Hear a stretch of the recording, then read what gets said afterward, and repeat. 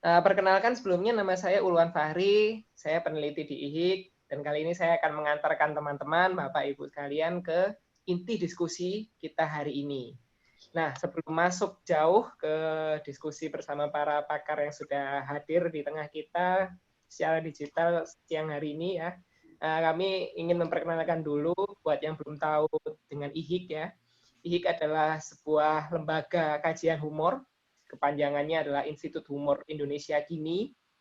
Kami mengkaji humor secara serius, berbasis akademis gitu ya, dari lintas disiplin, dan ini adalah lembaga yang tidak main-main walaupun namanya humor. Nah, jadi kami punya literatur yang cukup lengkap, sudah dapat MURI sebagai sebagai perpustakaan humor pertama di Indonesia. Kami punya ribuan buku dan literatur terkait lainnya. Dan kami di IHIK memang mencoba menularkan semangat salah satu filsuf humor Indonesia ya, Pak Arwah Setiawan.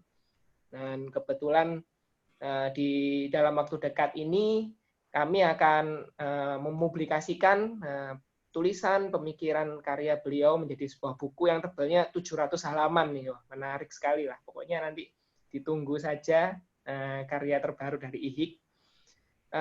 Kemudian IHIK juga adalah kami antusias sekali membuat program-program untuk memasyarakatkan humor dan menghumorkan masyarakat, mulai dari kami bikin simposium, kami bikin seminar, workshop, teaching with humor, termasuk webinar ini di masa corona untuk kita lebih berdiskusi lebih dalam tentang humor. Jadi kita tidak kehilangan kewarasan lah ya dalam tanda petik gitu ya. Walaupun situasinya cukup bikin stres belakangan ini. Nah, di webinar yang kedua ini kami berterima kasih atas masukan dari teman-teman dari webinar pertama. Kami mencoba menerapkan masukan dari teman-teman secara teknis maupun secara konten ya. Jadi akan kami coba perbaiki secara bertahap. Dan untuk teman-teman nanti kami juga tetap mohon masukannya di sesi acara, nanti akan kami sertakan link evaluasi. Teman-teman bisa usul untuk perbaikan teknis maupun manajemen di sana. Kemudian usul tema webinar juga boleh, usul pemateri juga boleh, nanti akan coba kami realisasikan cita-cita teman-teman. Baik, saya coba perkenalkan teman-teman kepada kedua pembicara kita hari ini yang sudah hadir. Yang pertama, pasti namanya sudah tidak asing lagi di kalangan teman-teman. Beliau adalah seniman, penulis, pemikir humor ya, dan juga salah satu pendiri IHIK. Beliau adalah Bapak Seno Gumira Judarma. Selamat siang Pak Seno. Siang. Baik, kemudian yang kedua juga ada Mas Yaser ya, Mas Yaser Fikri. Beliau adalah CCO IHIK, beliau akademisi, penyiar, dan juga pelawak. Selamat siang Mas Yaser. Ya, halo. Terima kasih. Kami tegaskan dulu dari awal teman-teman teknis untuk diskusi hari ini ya, yang lebih secara spesifik. Jadi nanti Pak Seno akan memaparkan memaparkan diskusinya lebih dulu, mengingat beliau tidak bisa menemani kita sampai akhir acara. Jadi untuk teman-teman yang punya pertanyaan maupun ingin berdiskusi dengan beliau nanti bisa langsung dengan ketika sesi beliau maupun nanti ketika tanya jawab ketika beliau selesai memaparkan materi. Nah, untuk teman-teman untuk menyampaikan pertanyaan ataupun materi diskusi itu bisa mengetik di kolom chat. Nah, jadi nanti yang sesuai akan kami persilakan teman-teman untuk mengaktifkan mikrofonnya, jadi akan ngobrol langsung dengan Pak Seno. Kalaupun nanti ada pertanyaan atau topik yang melenceng, kami nomor 2-kan, atau mungkin kami jadikan sesi webinar khusus ya nanti di edisi selanjutnya. Kemudian yang perlu saya tekankan lagi ini teman-teman, kami ingin memberi perhatian dulu bahwa mungkin materi-materi yang akan dipaparkan pada seri ini berpotensi menimbulkan kontroversi, berpotensi membuat teman-teman mungkin tersinggung dan lain sebagainya. Tapi kami ingin mengajak teman-teman berdiskusi nih. Kami ingin mengajak berdialog apa sebenarnya yang ada di balik humor-humor ini. Mengapa misalnya humor ini melanggar etika? Mengapa ada orang yang tersinggung kalau akan melihat humor seperti ini dan lain sebagainya. Nah, untuk itu kami mohon kepada teman-teman untuk tidak merekam sesi dialog kali ini ataupun menyebarkannya apalagi di pelintir nih. Kasihan nanti hakim atau juri di pengadilan ini masalahnya corona sudah susah tetap harus memikirkan konflik di tengah humor gitu.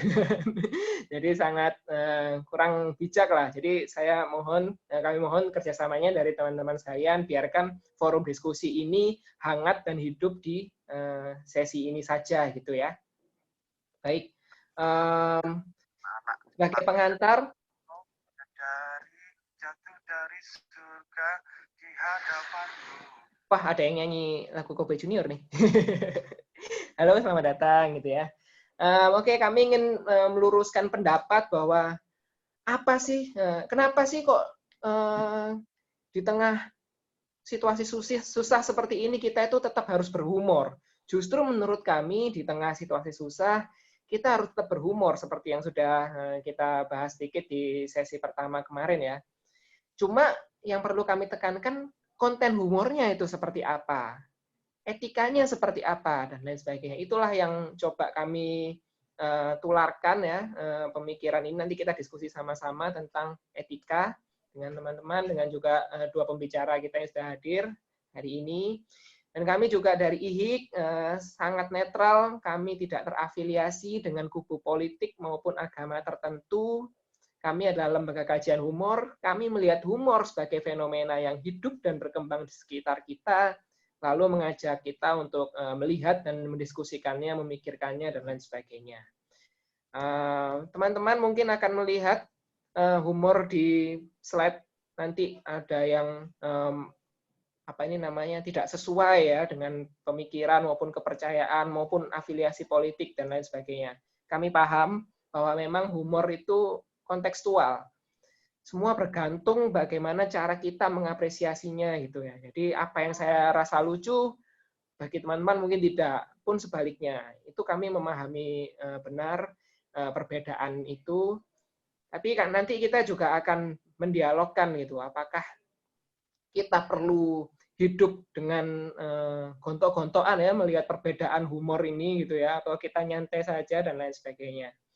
Nanti akan ada juga contoh humor dan hoax ya. Jadi untuk teman-teman yang mungkin melihat sudah tahu ini sebenarnya adalah humor yang tidak pantas atau tidak benar ya, kami memang sengaja menghadirkannya untuk jadi bahan diskusi. Itu ya.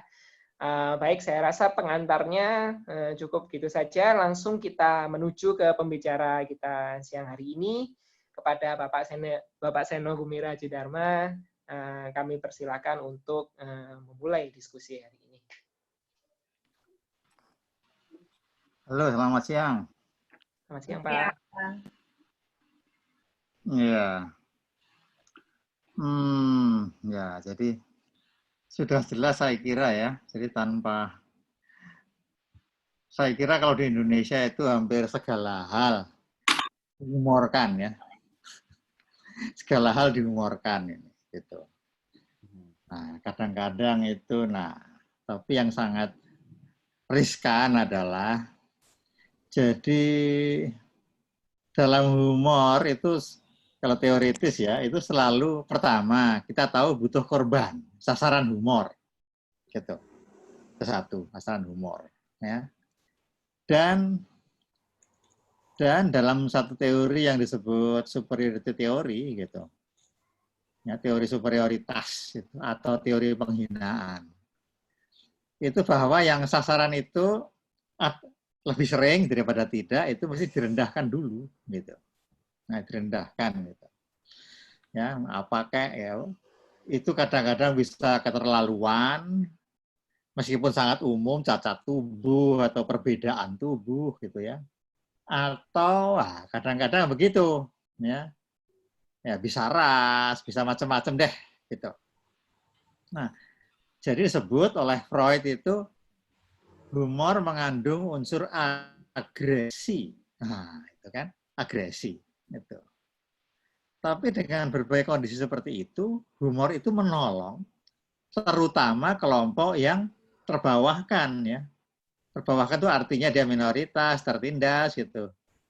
Yang sehari-harinya justru mengalami apa ya, hidup dalam situasi yang tidak enak, gitu. Nah, jadi ini yang paling gampang adalah ketika Orde Baru, gitu. Oh, itu humor-humor banyak sekali, ya, menyangkut para penguasa, baik sebagai pribadi maupun kebijakannya, gitu. Nah, itu semua dalam satu cara atau dalam beberapa hal membebaskan, ya, membebaskan. Jadi membuat orang tidak merasa sumpek gitu. Ketika politik sumpek, humornya bebas gitu. Nah, saya kira di zaman itu Gus Dur, ya, Abdurrahman Wahid itu berjasa besar, ya, dengan berbagai banyak humor yang politis maupun non politis sangat amat membebaskan gitu. Ternyata penguasa bisa juga kita tertawakan gitu, ya, misalnya seperti itu. Nah, dan dengan kelas Gus Dur, ya, humornya tidak ada yang tidak ada yang rendah, ya, itu maestro lah gitu. Gitu. Nah, semakin kita tertindas gitu, humor semakin subur. Nah, cuma biasanya kalau yang menindas itu, ya, yang secara stereotip itu orang berkuasa atau pihak berkuasa yang kemudian dimain-mainin gitu. Sekarang corona. Corona ini tidak bisa tertinggung, tidak bisa bereaksi gitu kan. Nah, jadi ini sebelum kita masuk lebih lanjut, coba Ulwan mungkin bisa display hasil risetnya, riset berbagai humor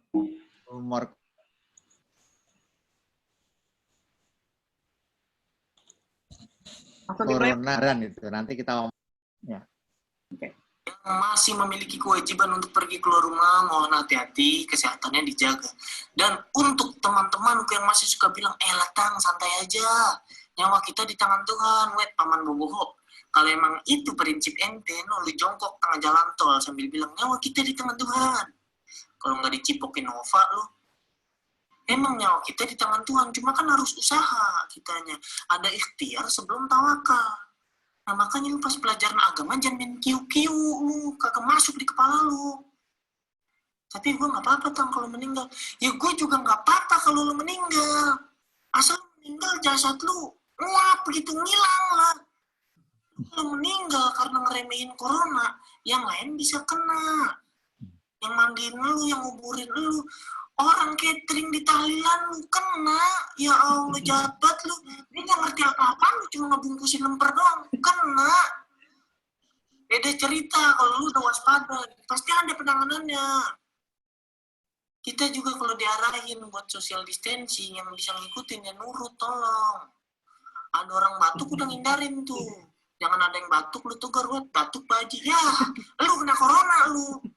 Jangan sampai meninggal karena bercanda. Udah ada kan porsinya masing-masing nih, dokter nyembuhin, pemerintah ngatur. Kita pasien nurut sama arahan. Lu kalau pasien bandel, dokter ngambek, kita sembuhnya gimana, Bos? Masuk angin doang mah dikerokin, beres lah corona.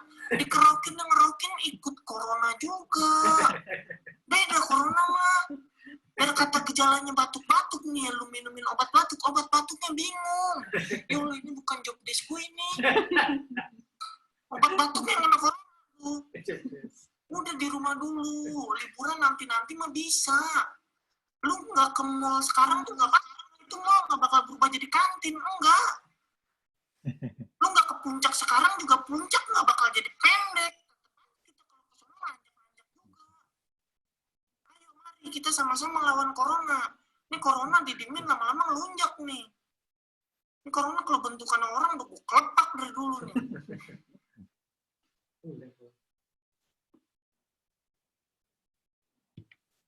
Lanjut Pak atau mau dibahas dulu? Yang lain apa yang lain? Ada berapa lah gitu, 5, 10 gitu. Untuk sementara ini, update Kota Malang, Kota Batu, dan Kabupaten Malang, hampir 85% masyarakatnya positif. Orang duwe duit, orang duwe penghasilan, podo sambat kabeh. Kabeh podo ngeluh golek duit. Sekian, terima kasih.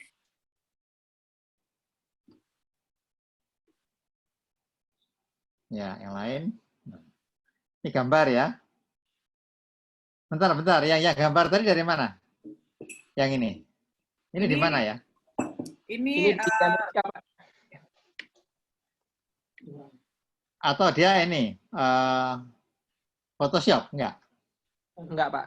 Jadi ada Enggak. mural artis memang. Cepat sekali itu. Nah, ini di Indonesia apa di mana?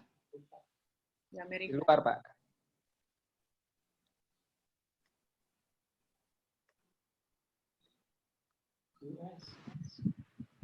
Donald Trump di Amerika. Oke. Oh ya, Donald Trump. Oke. Alham ya. Oke, lanjut. Lanjut. Nah, ini sad boys emang nih. Kasihan amat. Terus kasihan amat. Ambiar. Oke, saya komentarin nih. Mumpung teman sendiri saya komentarin nanti. Oke, terus.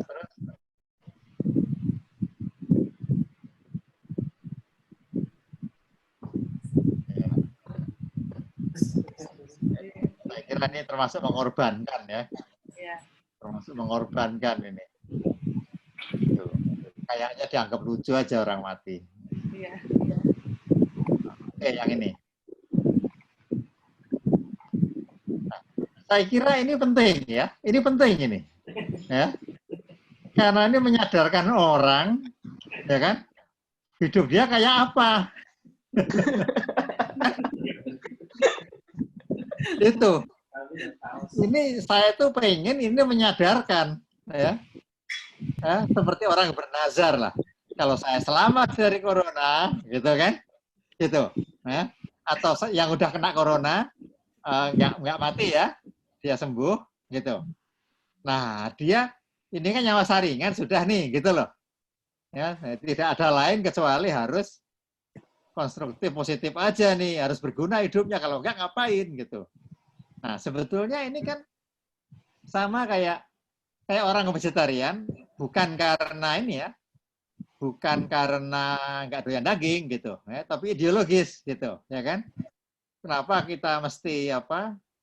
Supaya kita kenyang, kenapa mesti mengambil nyawa makhluk lain kan gitu, ya kan? Nah gitu. Nah, biasanya yang tetap makan itu gini, apa namanya? Etikanya. Nah itu, ya ada etika juga gitu loh. Ya, jadi meskipun lele itu apa mati gitu kan untuk saya gitu. Nah, hidup saya harus terjamin berguna gitu, ya kan? Ketimbang hidupnya lele itu. Nah, gitu misalnya, ya. Nah, jadi dia layak hidup meskipun untuk hidup itu dia makan lele, gitu kan? Sehari satu lele kan setahun 300 lele lebih tuh, gitu. Ya. Jadi ada itu etika gitu, ya etika. Jangan, halo, apa itu? Nah seperti itu ya. Oke terus.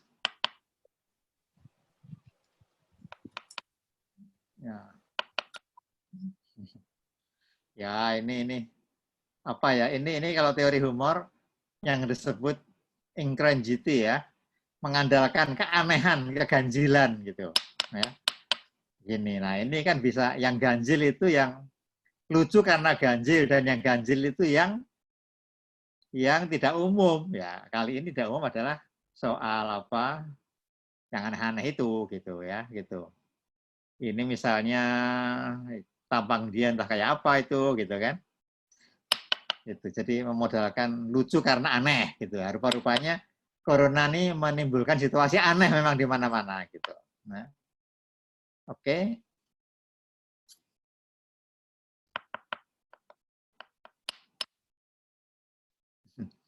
Ya saya kira ini lucu ini ya. Buka pintu pakai sikut gitu. Ya ini oke, ini apa namanya? Ya membuat orang relief ya gitu, nggak stres lah. Gitu. Minimal orang bisa mikir ya, nanti toh saya ke surga juga nih, nggak apa-apa deh mati gitu kan. Jadi bisa nggak terlalu ngeri gitu. Oke, nah ini nggak tahu nih ya, cocok dengan anunya namanya infidel nih. Ya, oke, terus. Yang ini yang bawah sebenarnya kebetulan mengundang ini Pak, kontroversi. Oh ya, Karena makanya ya. ini kan terus sama kayak Donald Trump bilang selalu apa? Dia nggak pernah bilang virus corona, China, ya kan? Ya. China virus, ya kan? Ya. Tanya lo, kok kamu China ya datang dari Cina soalnya lo belum tentu lah, gitu kan? Gitu. Ketahuannya dari Cina, sebelum tahunya entah dari mana gitu. Dan dalam hal kuman ya nggak berlaku lah itu geografi dan apalagi ras gitu kan. Nah ini juga masih ini bermain dengan itu, gitu, oke?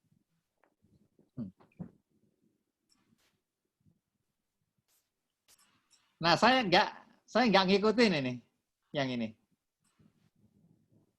Ini ya, yang kiri ini. Iya, dia mengganti tanggal postingnya. Jadi kayak seolah-olah sebelum virus ini ada gitu. Terus dia bilang bahwa dia seolah-olah meramalkan bahwa akan ada virus China. Padahal dia sebenarnya postingnya pas udah ada. Ini memang paranormal. Kenapa? Memang bukan. Paranormal. Bukan. Jadi dia cuma ganti tanggal postingannya.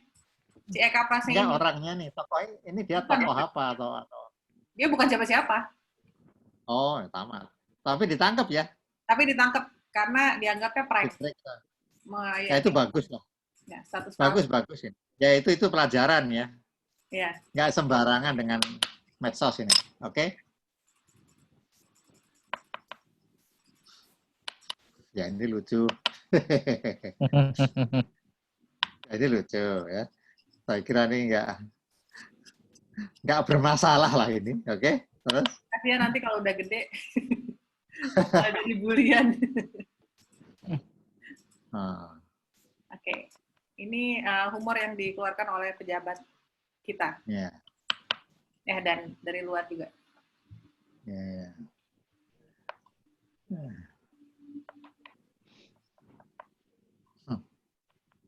Ya ini ya. Ini nggak peka sama yang dapat ya. Iya. Ya oke, dia kan ya sentral gitu. Dan akhirnya bapaknya yang kena kan? Oh gitu. Pangeran Charles yang kena. Iya. Oke, terus. Ya. Ini ya semua berawal-awal ya. Jadi orang baru belum gitu loh. Oke.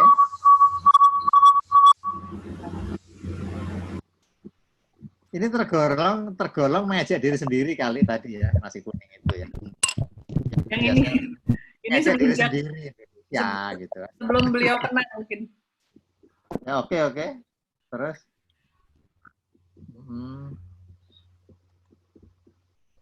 Ya, ini. Ya, saya kira posisi pejabat ini nggak boleh kayak rakyat biasa ya. Ya. Gitu, oke. Intinya di situ. Posisi peka. Ya, ini. Tangganya ini semua masih awal-awal ya. Jadi masih bulan Februari.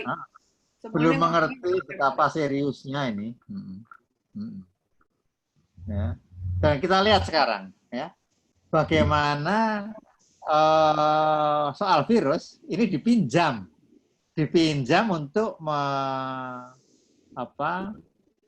memperkasus persoalannya sendiri. Ya, ini kan menyerang imigrasi, menyerang apa gitu. Ya, seperti itu. Ini apa ya? Saya kira ini juga soal gender nih, gimana tuh? Itu ya. Ini kita lihat ya. memperlihatkan gitu posisi politik gender ya, gitu. Mengungkap. Jadi saya bilang ini mengungkap borok kan saya nulis itu. Jadi bagaimana virus ini mengungkap borok kepanikan sosial gitu. Nah, untuk mengatasi panik kadang orang berhumor. Nah, ketahuan humor-humor yang memperlihatkan borok-borok gitu. Ya, antara lain ini. Oke. Ya.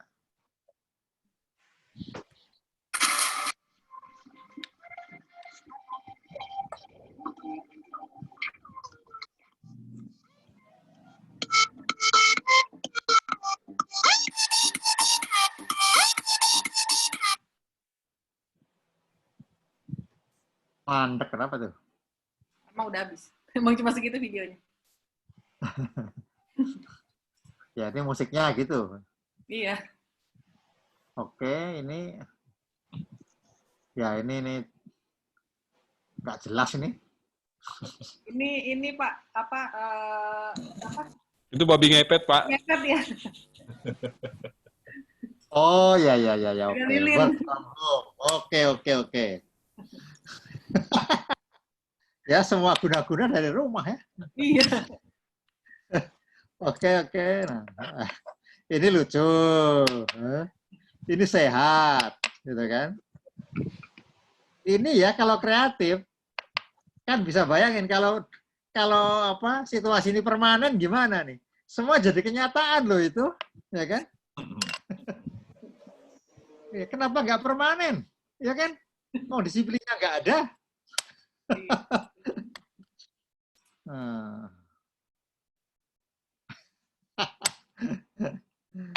Ya oke. Plesetan.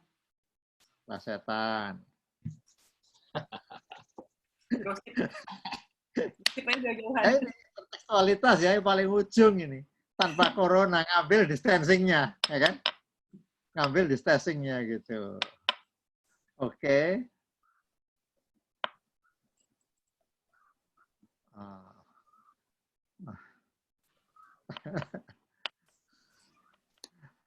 Oke. Asing corona suaranya kayak apa nih? Nggak ada ya? Belum ada yang menciptakan. Ya, oke. Ini lucu. Ya, ini pakai ilmu plesetan ya juga. Nah, oke. Ya, ini setelah apa nih? Dia kenapa nih? Apa nih, Wan? Ini mana lucunya dia? Ini Pak, Ronaldo kan waktu musim corona kan pesepak bola Pak, ininya dikenalnya pesepak bola kelas dunia. Nah setelah musim corona kan sepak bola libur dan sebagainya. Sekarang dia jadi bintang iklan ini Pak, e-commerce Shopee. Dapat pendapatannya dari Alih profesi berarti. Alih profesi karena sepak bola libur. Tapi ini nggak bener kan? Kalau bintang iklannya sih memang ini Pak, apa namanya? Sebenarnya sudah ada sebelum masa corona, iya. Ya. Oke.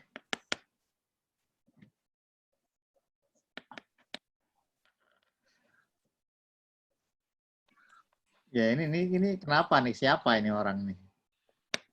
Corona. Iya Pak, diasosiasikannya corona yang sebel gitu mukanya karena dia udah capek-capek ya dalam tanda petik menginfeksi orang, ternyata orangnya meninggal cuma karena kelaparan saat lockdown. Oh. Ya, nggak terlalu nyambung nih. Ya. Terus yang bikin Ulwan kali. Enggak Pak, nyomot Pak. Coba ke tadi yang ke tempatnya Mice segala itu tadi. Tempat Mice.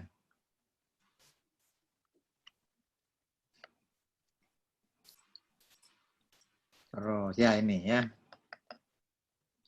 Ya menurut saya ini ya. Ini atau nih ada komentar nggak nih? Coba. Ada komentar nggak? Ini kelihatannya kalau menurut saya kritik terhadap pemerintah juga sih Pak Seno. Okay. Karena kok semua mata tertuju corona, kita lupa bahwa TBC dan DPD itu lagi parah juga. Iya. kebetulan ada temen yang dicurigai dia terkena coronavirus, diperiksa di rumah sakit, ternyata kena TB. Ya memang. Dan banyak yang gejalanya mirip sekali dengan corona, ternyata bukan gitu. Tapi gara-gara dia ditaruh di karantina malah ketularan dan segala macam gitu kan. Itu. Tapi yang paling ngeri itu adalah tidak semua menunjukkan gejala. Nah itu, ya kan? Itu yang makan korban kemana-mana itu.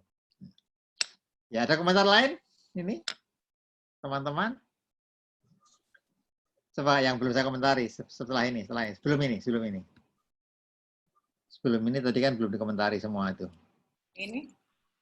Nah, ini lihat. Ini yang penting kan orangnya jadinya nih, ya kan?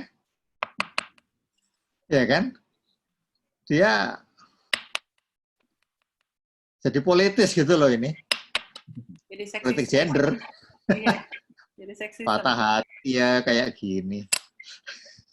Sad boys. Saya malah ketawa ini lihat sad boys-nya ini.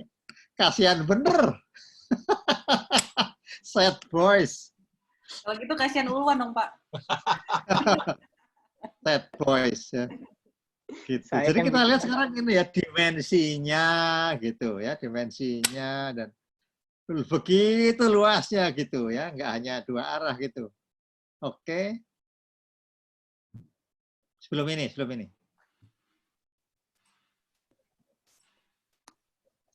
Ya, ini jelas persoalan politik dalam negeri Amerika gitu kan.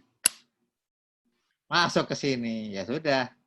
Sebelah sama Trump, sebelah sama Corona jadi satu, ya kan? Jadi di sini dibaurkan lah ini ya, dua kepentingan yang sama ini, ya, gitu, yang sama untuk ya merendahkan. Akhirnya Trumpnya disamakan dengan virus itu sendiri. Iya. Di Trumpnya virusnya kayak Trump, gitu kan? Kita virusnya ya nggak tahu apa-apa, dia cuma virus. Oke. Terus, itu tadi ganti ya. Ini sebetulnya tekniknya segala macam lucu dan ini humor ya cukup umum sebetulnya. Ya Sri Mulat sering pakai ini kayak apa? Kayak kids ya, orang ditampar, ditendang sebagai bagian dari humor gitu. Cuman ketika ini berlangsung, nah gitu. Bayangkan yang jadi pasien atau keluarga yang kehilangan pasien ini, ya kan? Saya kira ini sensitif, meskipun ya ini gimana ya lucu, gitu kan? Tapi masalahnya di situ, kan? Gitu. Saya kira tidak peka terhadap para korban di sini. Nah, coba pendapat saya ini enggak, ya? Karena ini jadi humor itu tidak sekedar apa ya? Menjadi bagus karena teknik, ya, karena kecanggihan gitu. Tapi juga etika keberpihakan ini, ya kan? Keberpihakannya nih. Ini sekarang kalau ada teman yang sudah kena, bahkan meninggal, tuh, atau seorang penderita lihat ini itu gimana tuh, ya kan? Nah, coba ada komentar nggak nih? Seberapa sahih ini? Kesahihannya di mana ini? Kan tampaknya ini sudah dimuat juga pasti kan? Silakan teman-teman yang ingin komentar.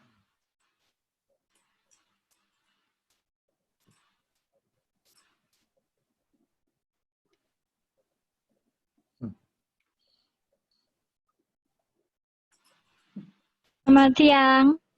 Ya. Oh iya. Saya Anet dari majalah Penyebar Semangat. Oh.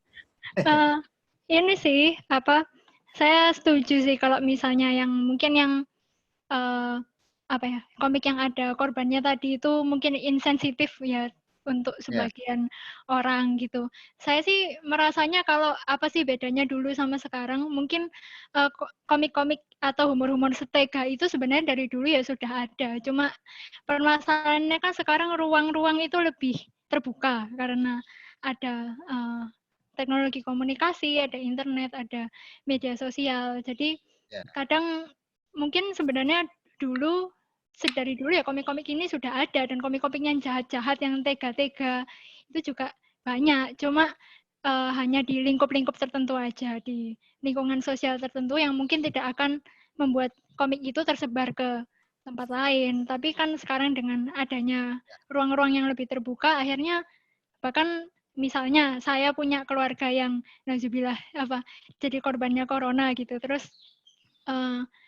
cukup saya melihat pengen tahu menelusuri hashtag COVID-19 gitu karena ingin mencegah virus itu supaya tidak kena anggota keluarga saya yang lain, malah ketemu komik ini tadi kan bisa karena ada hashtag yang sama yang digunakan. Kayak itu sih mungkin. Ya. Saya kira kita bisa sedikit sedikit konstatasi gitu. Humor itu tidak universal. Nah, itu penting ya, gitu. Humor tidak universal, humor itu kontekstual, gitu. Nah, saya kira itu perlu dihayati para pehumor gitu, ya, gitu. Jadi bisa menyerang orang, tapi konteks kepentingannya segala macam gitu. Nah, saya kira itu salah satu ya. Gitu. Kalau ini menurut saya sangat ya. Saya terinspire sama ini nih, ya, gitu, ya. Jadi ini nih lucu loh ini ya. Tidak menyinggung siapa ya. Ya. Tidak menyinggung. Tetaplah hidup malah tidak berguna. Ya. Jadi ini satu dia sangat berjasa gitu menurut saya ya gitu. Pertama dia lucu, kedua dia mengingatkan gitu. Iya ya, gitu loh. Kita ini udah ngabisin nasi ini gitu. Ada gunanya nggak kita hidup nih gitu kan? Udah gembul, ada gunanya nggak kita hidup ini gitu ya? Kalau nggak ada gunanya memang nggak apa-apa kan mati gitu, cuma memenuhi dunia gitu. Jadi saya kira ini sangat-sangat menarik itu diskusi itu ya, dan orang bisa aware gitu ya. Saya kira ini yang sembuh nih perlu lihat ini nih ya, yang kena corona sembuh ini saya kira sudah akan terinspire ya, iya ya gitu. Nyawa saringan, ya, tidak ada jalan lain kecuali berbuat baik, gitu kan? Itu.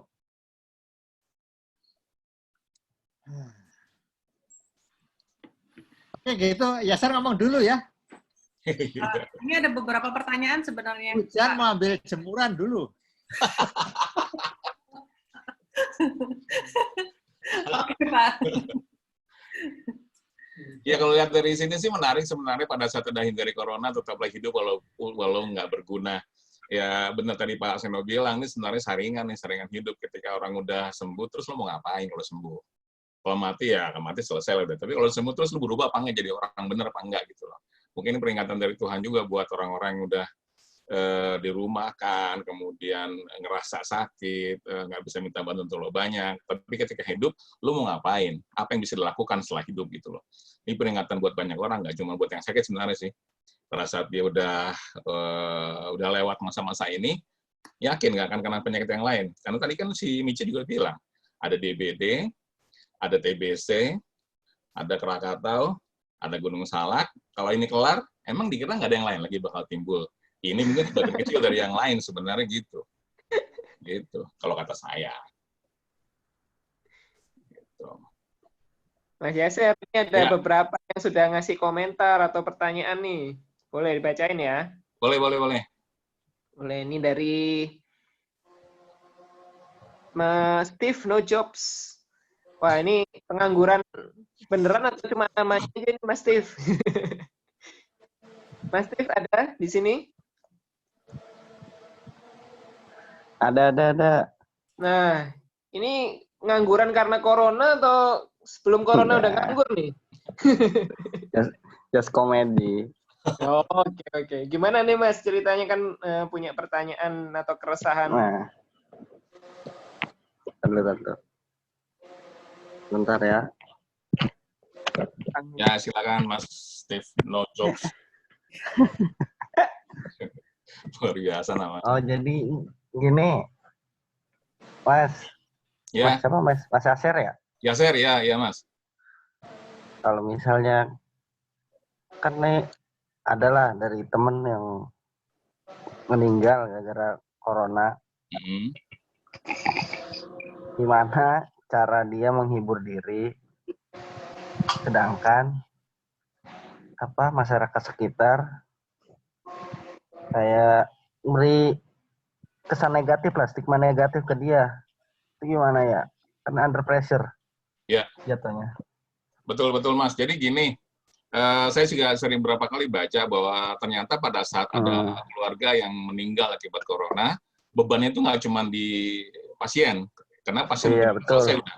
Tapi yang jadi masalah keluarganya, karena keluarganya dianggap jadi kayak benda menjijikan atau menakutkan.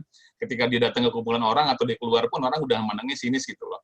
Sebenarnya cara berhumor ketika ada yang meninggal akibat corona atau minimal kalau dia menghibur, cara menghibur diri adalah menghibur diri sih mau nggak mau ya dia keluar dari sesuatu yang corona.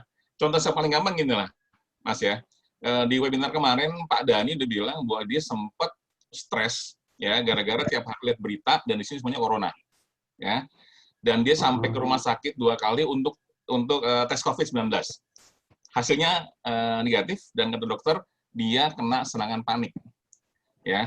Nah, sejak itu dia mulai berubah. Tiap hari kerjanya dia nggak mau lihat berita, dia hanya nonton film-film komedi, semua hal-hal yang berbau humor, ya. Baru kemudian bisa-bisa pelan-pelan jadi mulai agak rilis stresnya. Tapi kalau dia kembali lihat lagi berita segala macam terkait corona, bisa jadi hal tersebut akan kena lagi. Jadi serangan panik tadi akan balik lagi.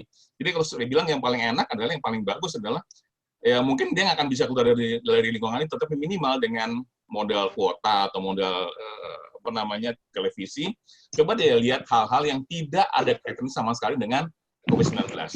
Ya, itu pelan-pelan akan rilis sebenarnya. Tapi begitu yang dilihat berita, ya dia nggak akan bisa lepas dari sana. Malah jangan-jangan orang dia bisa sakit, stres bukan karena corona, tapi karena tekanan hidup akibat tetangganya. Kira-kira gitu lah, Mas. Mas boleh nambahin sedikit nggak? Silakan Mas. Kan diskusi. Jadi kan ibaratnya kalau misalnya orang habis meninggal corona itu, dia kan isolasi 14 hari ya. Yap. Halo? Iya, silakan Mas. Jadi kan pas isolasi 14 hari di rumah itu kan, kalau misalnya stigma negatif dari lingkungan juga kan, ibaratnya dia nggak bisa buat beli kebutuhan hidup, terus nggak bisa interaksi juga kan. Itu gimana tuh Mas? Ya kalau kita ibaratkan kalau mungkin kalau masih bisa punya kebutuhan pokok mungkin lah masih agak-agak berkurang lah stresnya. Kalau misalnya yang nggak ada dari pihak lingkungan juga nggak mau bantu, gimana itu? Kan under pressure-nya lebih parah lah.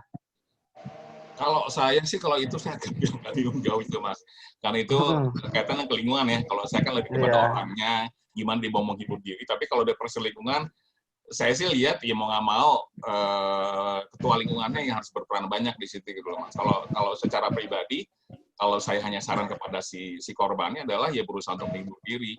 Karena dia akan keluar mungkin bisa belanja via online. Kalau memang ternyata dimungkinkan itu bisa belanja via online, jadi dia nggak bisa keluar ya untuk menghindari pressure dari masyarakat gitu loh. Karena harusnya setelah 14 hari harusnya sudah nggak ada masalah. Tapi gimana cara ngadepin sekelilingnya? Terus terang Mas itu bukan wilayah saya, jadi saya agak ngeri kalau jawab. Itu adalah wilayahnya si ketua lingkungan sebenarnya yang bisa mengingatkan orang-orang. Di sini kelihatan nih Mas sebenarnya bahwa orang-orang ternyata banyak yang secara informasi mungkin agak tertutup, jadi judgement itu lebih kuat kepada korban, ya kepada keluarganya, meskipun harusnya nggak seperti itu gitu. Kira-kira gitu sih Mas. Oke Mas. Mas Steve, terima kasih sharingnya. Oke. Kita sambil tunggu yang lagi ngambil jemuran, kita lanjutkan. Sampai mana tuh? Wah, Koiril. Sudah kembali Pak Seno? Ya, jadi apa lagi nih komentarnya? Oke, ini Pak ada yang menarik nih Pak, komentar dari Mas Koiril. Mas Koiril ada nih, bisa mic-nya bisa aktif?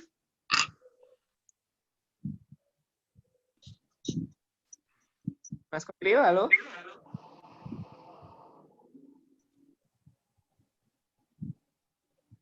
Oke, saya bacakan pertanyaannya Pak ya.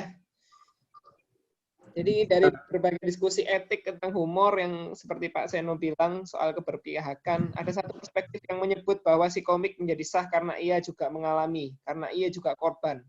Tanpa itu, jika komik asal ngomong, dia nggak punya dasaran apa. Nah, dalam kasus ini posisi diri dan pengalaman sangat penting. Itu komentar Mas Koiril, Pak. Kalau menurut Pak Seno, seberapa harus pelaku humor itu menjadi ini, Pak, menjadi korban juga, Pak, dalam humornya itu? Ya enggak lah, dia enggak gitu ya. Itu pendekatan begitu itu kan udah nggak musim, harus jadi korban dulu kalau mau jadi berhumor itu gitu kan, gitu ya.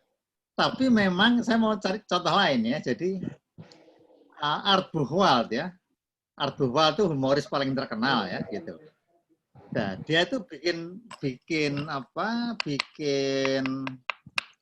buku yang ketika dia kena cancer ya, dia siapin sebuah buku yang hanya keluar kalau saya udah mati gitu.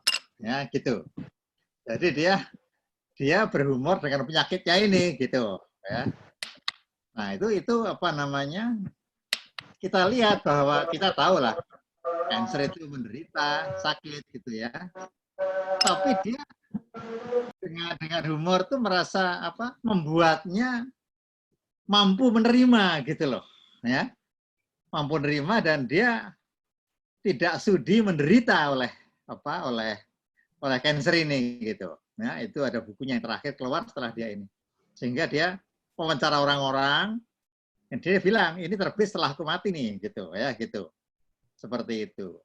Itu sangat menarik. Jadi sikap dia terhadap kanker ini sama sekali tidak mengasihani diri sendiri. Nah, gitu ya. Gitu. Nah, saya kira jadi kita ketahui corona itu kan bukan orang, tidak punya politik gitu kan. Dalam humor dia dipolitisir ya. Jadi jahat misalnya.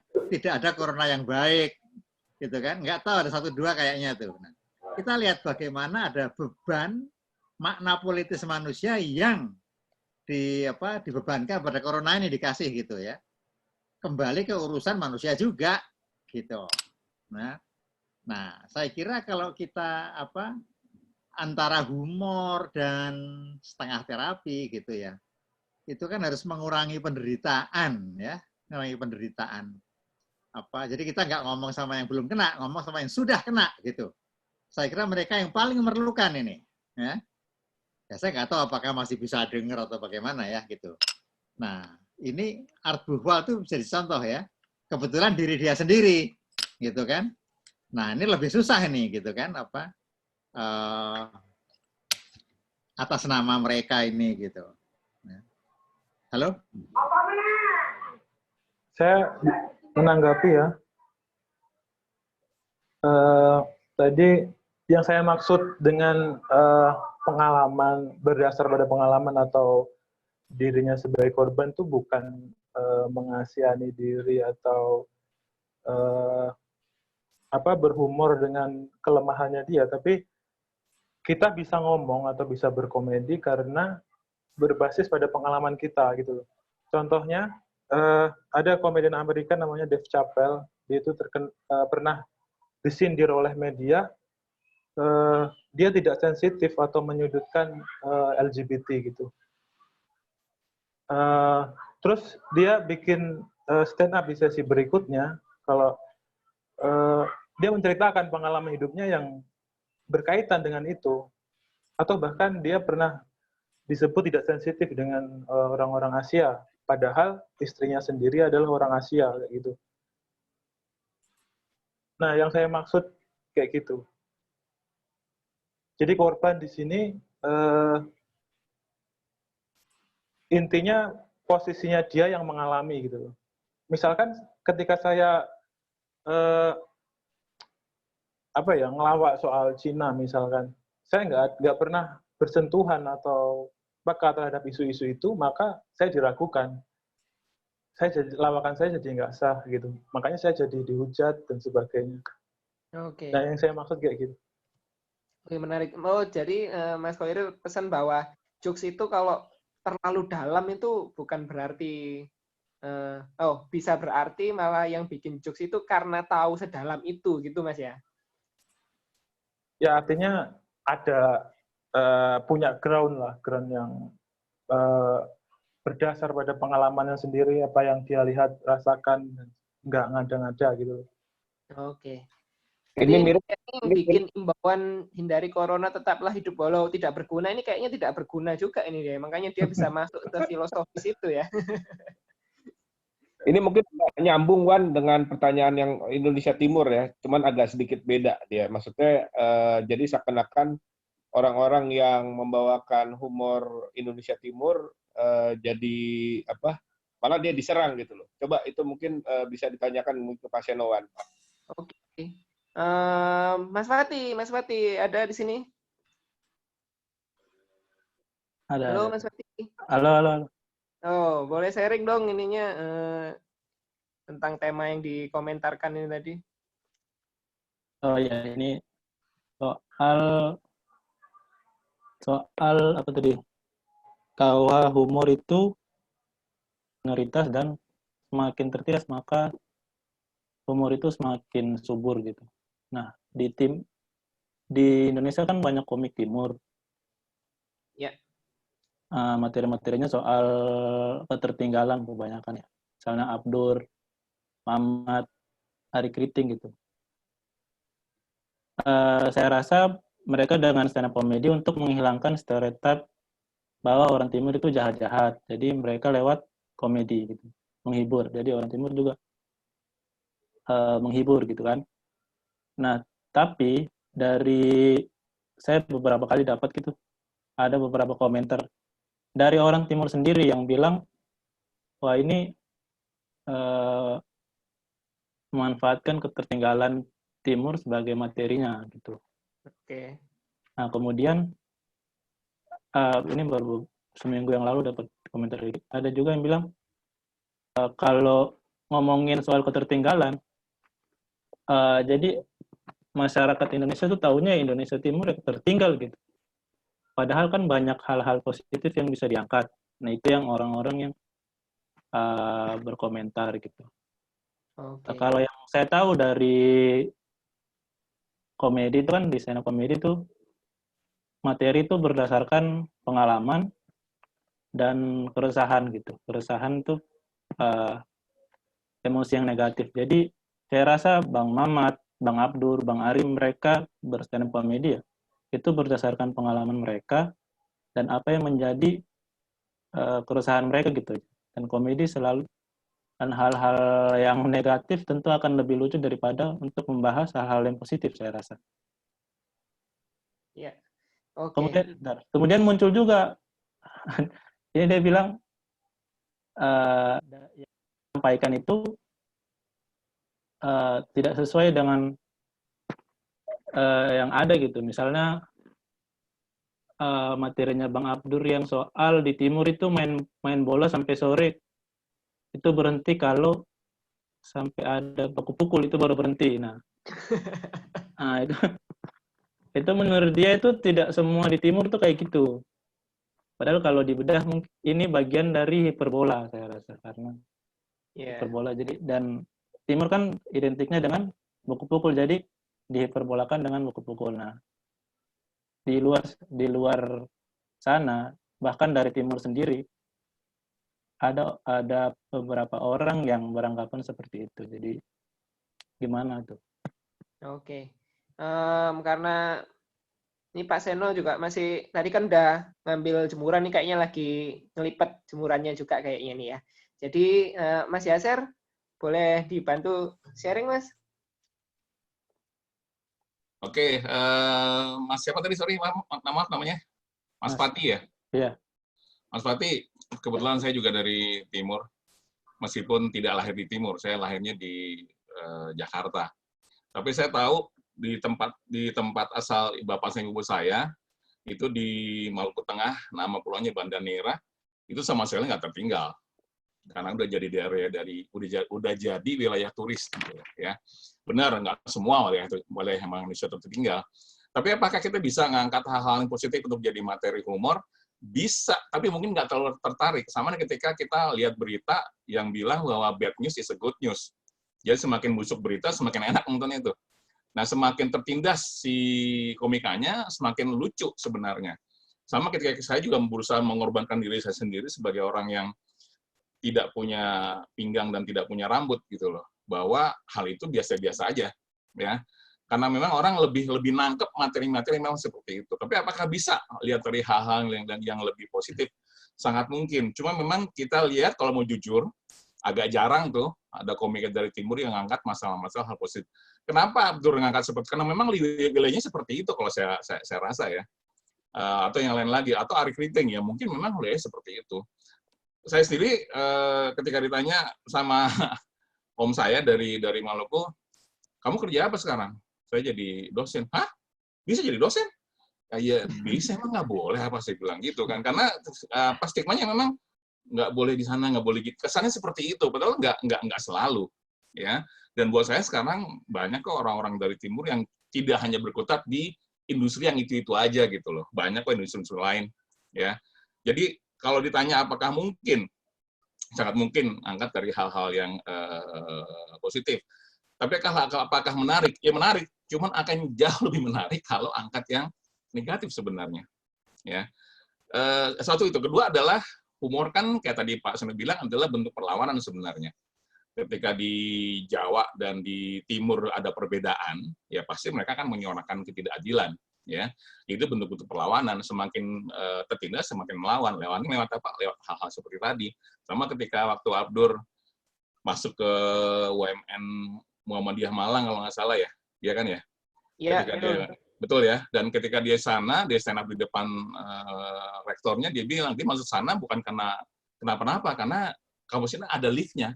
Dan dia datang jam 5 pagi hanya untuk nyobain main lift. Dan ternyata ada teman lagi dari Papua kalau nggak salah dia bilang, dan mereka berdua datang nih pagi hanya untuk nyobain lift itu seperti apa. Buat kita jadi menggelikan, tapi buat mereka itu hal yang baru. Atau ketika kita nonton film Si Kabayan Sabakota. Ketika Kabayan, orang Lugu datang ke Bandung, dan lihat ekspresi ketika dia harus naik eskalator. Ketika dia harus masuk ke dalam elevator. Ya, ekspresi sangat berbeda. Dan keluguan memang dimainkan di sana. Itulah dagangan utamanya humor. Lagi-lagi saya tekankan, apakah mungkin dari bisa? Apakah lebih menarik daripada negatif? Sepertinya tidak. Ya, karena memang kadang-kadang humor memang butuh korban.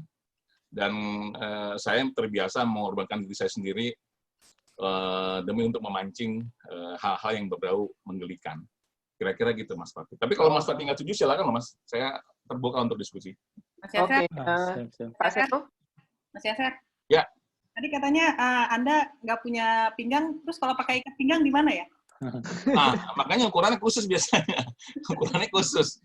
Ya, lubangnya bisa bikin sendiri tuh. Malah pernah saya berangkat kuliah karena gesper saya rusak, saya harus pakai. Saya pakai tali rafia waktu itu.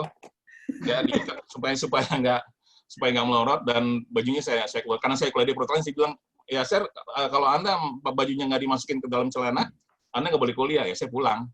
Karena nggak mungkin saya masukin baju celana, kelihatan tali rafia, ya nggak mungkin saya pulang. Saya milih pulang, dianggap miskin banget loser gitu. Meskipun sebenarnya gespernya ada, cuman karena ukurannya beda, nyarinya susah. Nggak semua ukuran bisa didapat, kira-kira seperti itu. Oke, menarik Mas Yaser. Pak Seno ada komentar untuk yang satu ini mungkin? Ya, gini ya, sebetulnya itu humor ini kan apa ya? Dia hanya bisa hidup dengan berdasarkan faktor-faktor tertentu gitu, ya kan?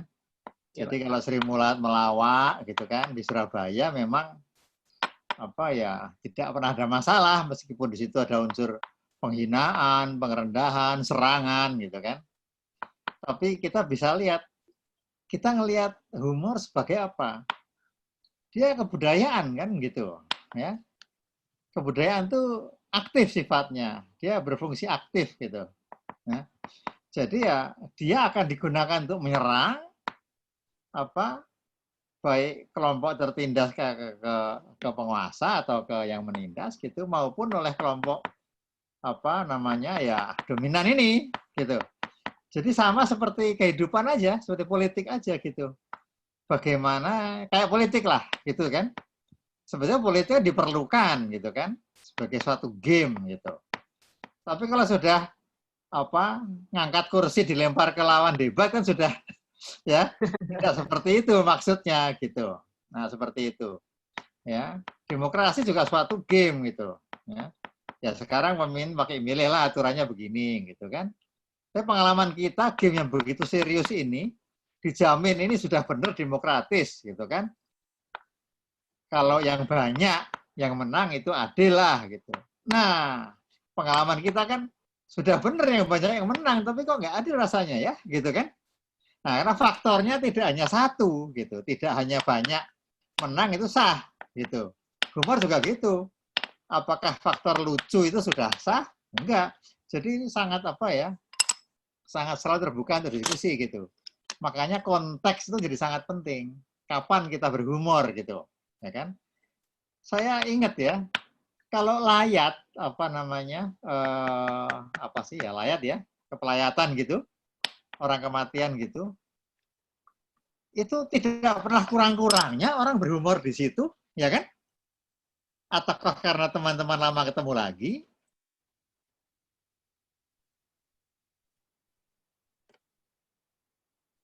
Ataukah tentang yang meninggal jauh dari jenazah gitu kok semua ketawa terus gitu kan? Bahkan jenazah masih di situ, wah ini dia orangnya di dengar kita ini sekitar kita gitu, ya kan? Nah, jadi saya kira konteks sangat menentukan ya, pantas tidak pantas ini. Nah, dan ini jadi soal kedewasaan ya. Jadi kalau topiknya etika ya memang, jadi kita boleh bebas berhumor itu, ya kan? Sejauh kita bisa mempertanggungjawabkan humor kita, ya kan? Jadi alasan seperti saya hanya bercanda itu nggak bisa, ya kan? Itu. Maksud saya bercanda bukan menghina, nggak bisa itu, gitu loh. Ya, bercanda itu ada tanggung jawabnya. Memang ada spontanitas, ada apa. Tapi di situ tempatnya etika kan. Apapun itu kita mesti tanggung jawab lah gitu. Ya misalnya terlanjur keluar ya bisa minta maaf, misalnya gitu. Jadi semakin orang bertanggung jawab, semakin bebas dia berhumor gitu. Ya. Masalahnya sekarang kita ingat ini yang di Belgia ya, gitu. Menghina paus, menghina nabi, menghina kemudian diberondong ya. Diberondong semua habis gitu. Ini persoalan pernah saya tulis berapa kali itu. Nah, sekarang kalau saya sengaja nih menghina humor saya, mau tembak-tembak aja gitu. Nah, ini pada titik ketika dia bilang silahkan tembak, itu kan bertanggung jawab kan, gitu ya. Tapi apa iya ini, ya kan? Sampai se-ekstrem itu tanggung jawab bersedia ditembak ini, gitu, ya kan? Nah, jadi saya kira ini dilema ya, dilema. Meskipun saya percaya tidak semua se-ekstrem itu, gitu. Tapi saya kira bukan hanya humor ya, semua wacana itu ada titik-titik di mana menjadi sangat sulit. Jadi pertanyaan yang jawabannya kita nggak tahu mana yang benar gitu. Nah, humor itu sama seperti semuanya. Bedanya apa? Humor paling jarang diteliti, paling jarang dianggap serius. Nah, itu kan. Padahal kalau kita periksa dan ketika neliti itu kita pasti ketawa terus gitu. Kita akan nemu banyak hal serius. Ya, banyak serius ya. Misalnya humor rasis. Oke, rasis gak baik. Tapi nyatanya di antara kita sering banget itu humor rasis, etnik gitu kan. Bahkan fisik, tapi gak apa-apa gitu. Ya kan? Nah, jadi kita mesti memikirkannya dengan serius gitu ya. Kita sangat jarang meneliti. Ya. Jarang meneliti meskipun pemeriksaan mengenai penelitian sangat mengejutkan ya. Yang mungkin kalau ada itu bisa di layar ini bisa dihadirkan itu penelitian IHI waktu itu ya. Sebenarnya cukup lumayan lah gitu. Ya, jadi kita mungkin bukan memeriksa humor, memeriksa penelitian tentang humor itu gitu ya. Gitu. Ya, apa aja seberapa jauh sudah dihasilkan gitu. Seberapa jauh sudah dimanfaatkan penelitian itu gitu. Ya, gitu. Saya kira kalau dunia humor mengambil manfaat, ya, baik peneliti maupun humoris, ya, maupun penikmatnya, ya kita akan nggak terlalu mudah membunuh orang karena orang itu bercanda gitu, ya. Oke. Baik Pak, Pak menyambung tentang etika ini tadi ada satu pertanyaan terakhir Pak sebelum mengakhiri atau memulai sesi selanjutnya dengan Mas Yaser. Pertanyaan dari Mas Bobi Kurnia ini Pak terkait etika tadi. Sebenarnya ada teknik khusus nggak Pak bagi pejabat atau status sosialnya yang tinggi itu untuk berhumor Pak? Ya teknik humor yang ada gitu kan, yang teknik humor gitu. Nah, tinggal orangnya seberapa besar kedewasaan etisnya itu. Nah itu ya. Kalau yang terbiasa humor gak peduli perasaan orang, beda sama orang yang hati-hati humornya gitu. Sama tingkat kecerdasan ininya ya, kecerdasan humornya. Ya, kita lihat Gus Dur dulu. Itu kan nggak kurang-kurangnya nyerang, banting segala macam gitu kan. Tapi kita tidak bisa marah gitu. Ya. Nggak bisa marah, dan hebatnya Gus Dur ketika orang tersinggung dia minta maaf. Langsung, ya. Langsung kayak assalamualaikum jadi good morning itu kan. Ya kan? Dia tidak salah, tapi tetap minta maaf gitu, dengan cepat gitu. Ya. Dan nggak usah malu gitu. Nah, saya kira itu ya. Dan dia maafkan juga ya. Bagito dulu menirukan Gus Dur kan, gitu kan. Semua orang itu marah, Gus Dur tidak. Saya itu favorit saya Bagito itu gitu loh, ya kan. Gitu. Jadi ketika Bagito datang nangis-nangis, saya malah ketawa itu. Kena batunya dia. Gitu ya. Itu teman kita lah itu. Ya tapi konteks. Jadi kita ya tidak perlu membunuh gitu loh kalau ada humor bermasalah gitu ya, gitu. Ya, bisa saja miss gitu. Sama kayak boleh ada ralat kalau pers gitu loh, ya kan? Salah ya diralat gitu. Jadi lebih santai lah gitu. Cuma sebagai produk kebudayaan hanya humor yang sahih, ngajak-ngajak orang, merendahkan orang gitu loh, ya. Gitu. Dan orangnya nggak marah gitu. Dan boleh gitu. Ya paling-paling pergi kan kalau diledek tuh. Ada teman karikaturis terkenal gitu ya. Kalau meledek semua orang semaunya. Tapi begitu dia diledek, nggak bisa ketawa dia. Wah ini ngerti nggak? Sangat-sangat sempit gitu. Sangat tidak wise gitu. Ya. Nah saya kira jadi justru diuji ya dalam humor itu. Ya.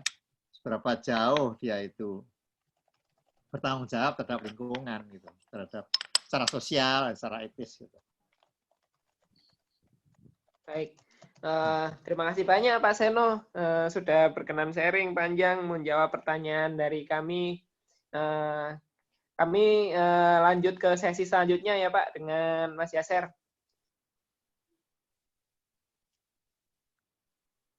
Mas Yaser? Yap. Oke. Mungkin bisa langsung dilanjutin ya, disambung ya. Duluan. Ya Pak. Mau nambahin dikit yang tadi pertanyaannya Pak Bobi mungkin. Oh iya boleh. Gimana Pak? Pak Seno bahwa itu memang benar bahwa ketika kita kelasnya ada di atas atau menjadi pejabat memang harus lebih hati-hati karena ya itu kan bisa menimbulkan ya banyak apa ya banyak pandangan yang berbeda karena semakin banyak audiensnya. Kalau audiens semakin dikit kita masih bisa lebih ini ya lebih kita bisa atur gitu loh. Tapi ketika kita posisi di atas itu benar-benar sensitivitas yang tadi seperti Pak Seno bilang bahwa humor intelligence-nya atau humor quotient-nya itu harus benar-benar tinggi. Karena harusnya yang digunakan ketika posisi tinggi atau ada di kelas yang atas itu adalah self-deprecating atau ya dirinya harus menjadi target. Jangan membuat orang lain tertawa tapi orang lain itu meringis. Ya, jangan sampai itu terjadi. Nah, itu pejabat yang yang sering menjadi mendapat komplain itu adalah ketika dia menertawakan situasi dan kemudian membuat masyarakat itu meringis. ya ini mungkin bahwa perbedaan kelas itu memang harus lebih wise karena dia sensitivitas humornya dia harus lebih tinggi gitu loh supaya jangan sampai ada yang tersinggung ya. Mungkin itu aja saya tambahan dari saya. Mungkin lanjut Uluan. Oke, terima kasih Pak Dani, Pak Seno. Nah, terima kasih Mas Bobi. Ya. Oke, kita lanjut ke sesi selanjutnya dari Mas Yaser. Slide-nya boleh dibantu Mbak. Oke, siap. Mas Yaser, silakan. Baik, terima kasih. Assalamualaikum, selamat sore teman-teman sekalian. Kalau tadi Pak Seno lebih bicara humor dari sisi kartun, kemudian corona. Kalau saya coba ambil frame yang lebih lebar, ya. Ketika apakah etika dalam humor itu perlu? Kita ke next berikutnya, slide berikutnya. Nah, saya tidak akan kasih paparan di pemikiran karena buat saya yang penting adalah pertanyaan. Kenapa? Pertanyaan pertama adalah apakah boleh berhumor di kala bencana? Silakan Anda jawab masing-masing. Apakah etis berhumor di kala bencana? Silakan dipikirkan jawabannya. Adakah batasan berhumor di tengah bencana? Apakah pantas bencana sebagai bahan humor? Dan yang paling penting adalah apakah bencana dan humor itu bersahabat baik? Teman-teman sekalian, kalau saya ditanya boleh atau tidak, buat saya sih boleh-boleh aja kalau saya. Ya, karena saya memang terbiasa di lingkungan seperti itu. Tapi ketika kita akan ketemu sama orang lain, apakah boleh? Belum tentu jawabannya. Kita ke slide berikutnya. Contoh kasus kita ke tahun 2012, mungkin teman-teman pernah ingat ada kejadian pesawat Sukhoi Superjet 100 di tanggal 9 Mei 2012 itu kecelakaan akibat menabrak tebing Gunung Salak dan 45 orang meninggal dunia dalam peristiwa tersebut. Yang juga menarik, ya, ketika ada ngomong teman saya bilang, "Sir, yang meninggal itu 45 orang dan 5 diantaranya kru." Lalu 45 orang meninggal, 5 diantaranya kru. Berarti yang 5 tadi bukan orang, saya bilang gitu. Ya, enggak, ini 45 orang meninggal, ya 5 itu kru. Ya berarti kalau 45 orang meninggal, 5 kru, dan 5 kru tadi bukan orang yang meninggal gitu. Saya bilang gitu. Nah, kalau omongannya berdua sama teman saya waktu itu, nggak kemana-mana, itu nggak ada masalah. Tapi kalau omongan tadi kemudian dipublish, jadi konsumsi publik, itu akan jadi masalah.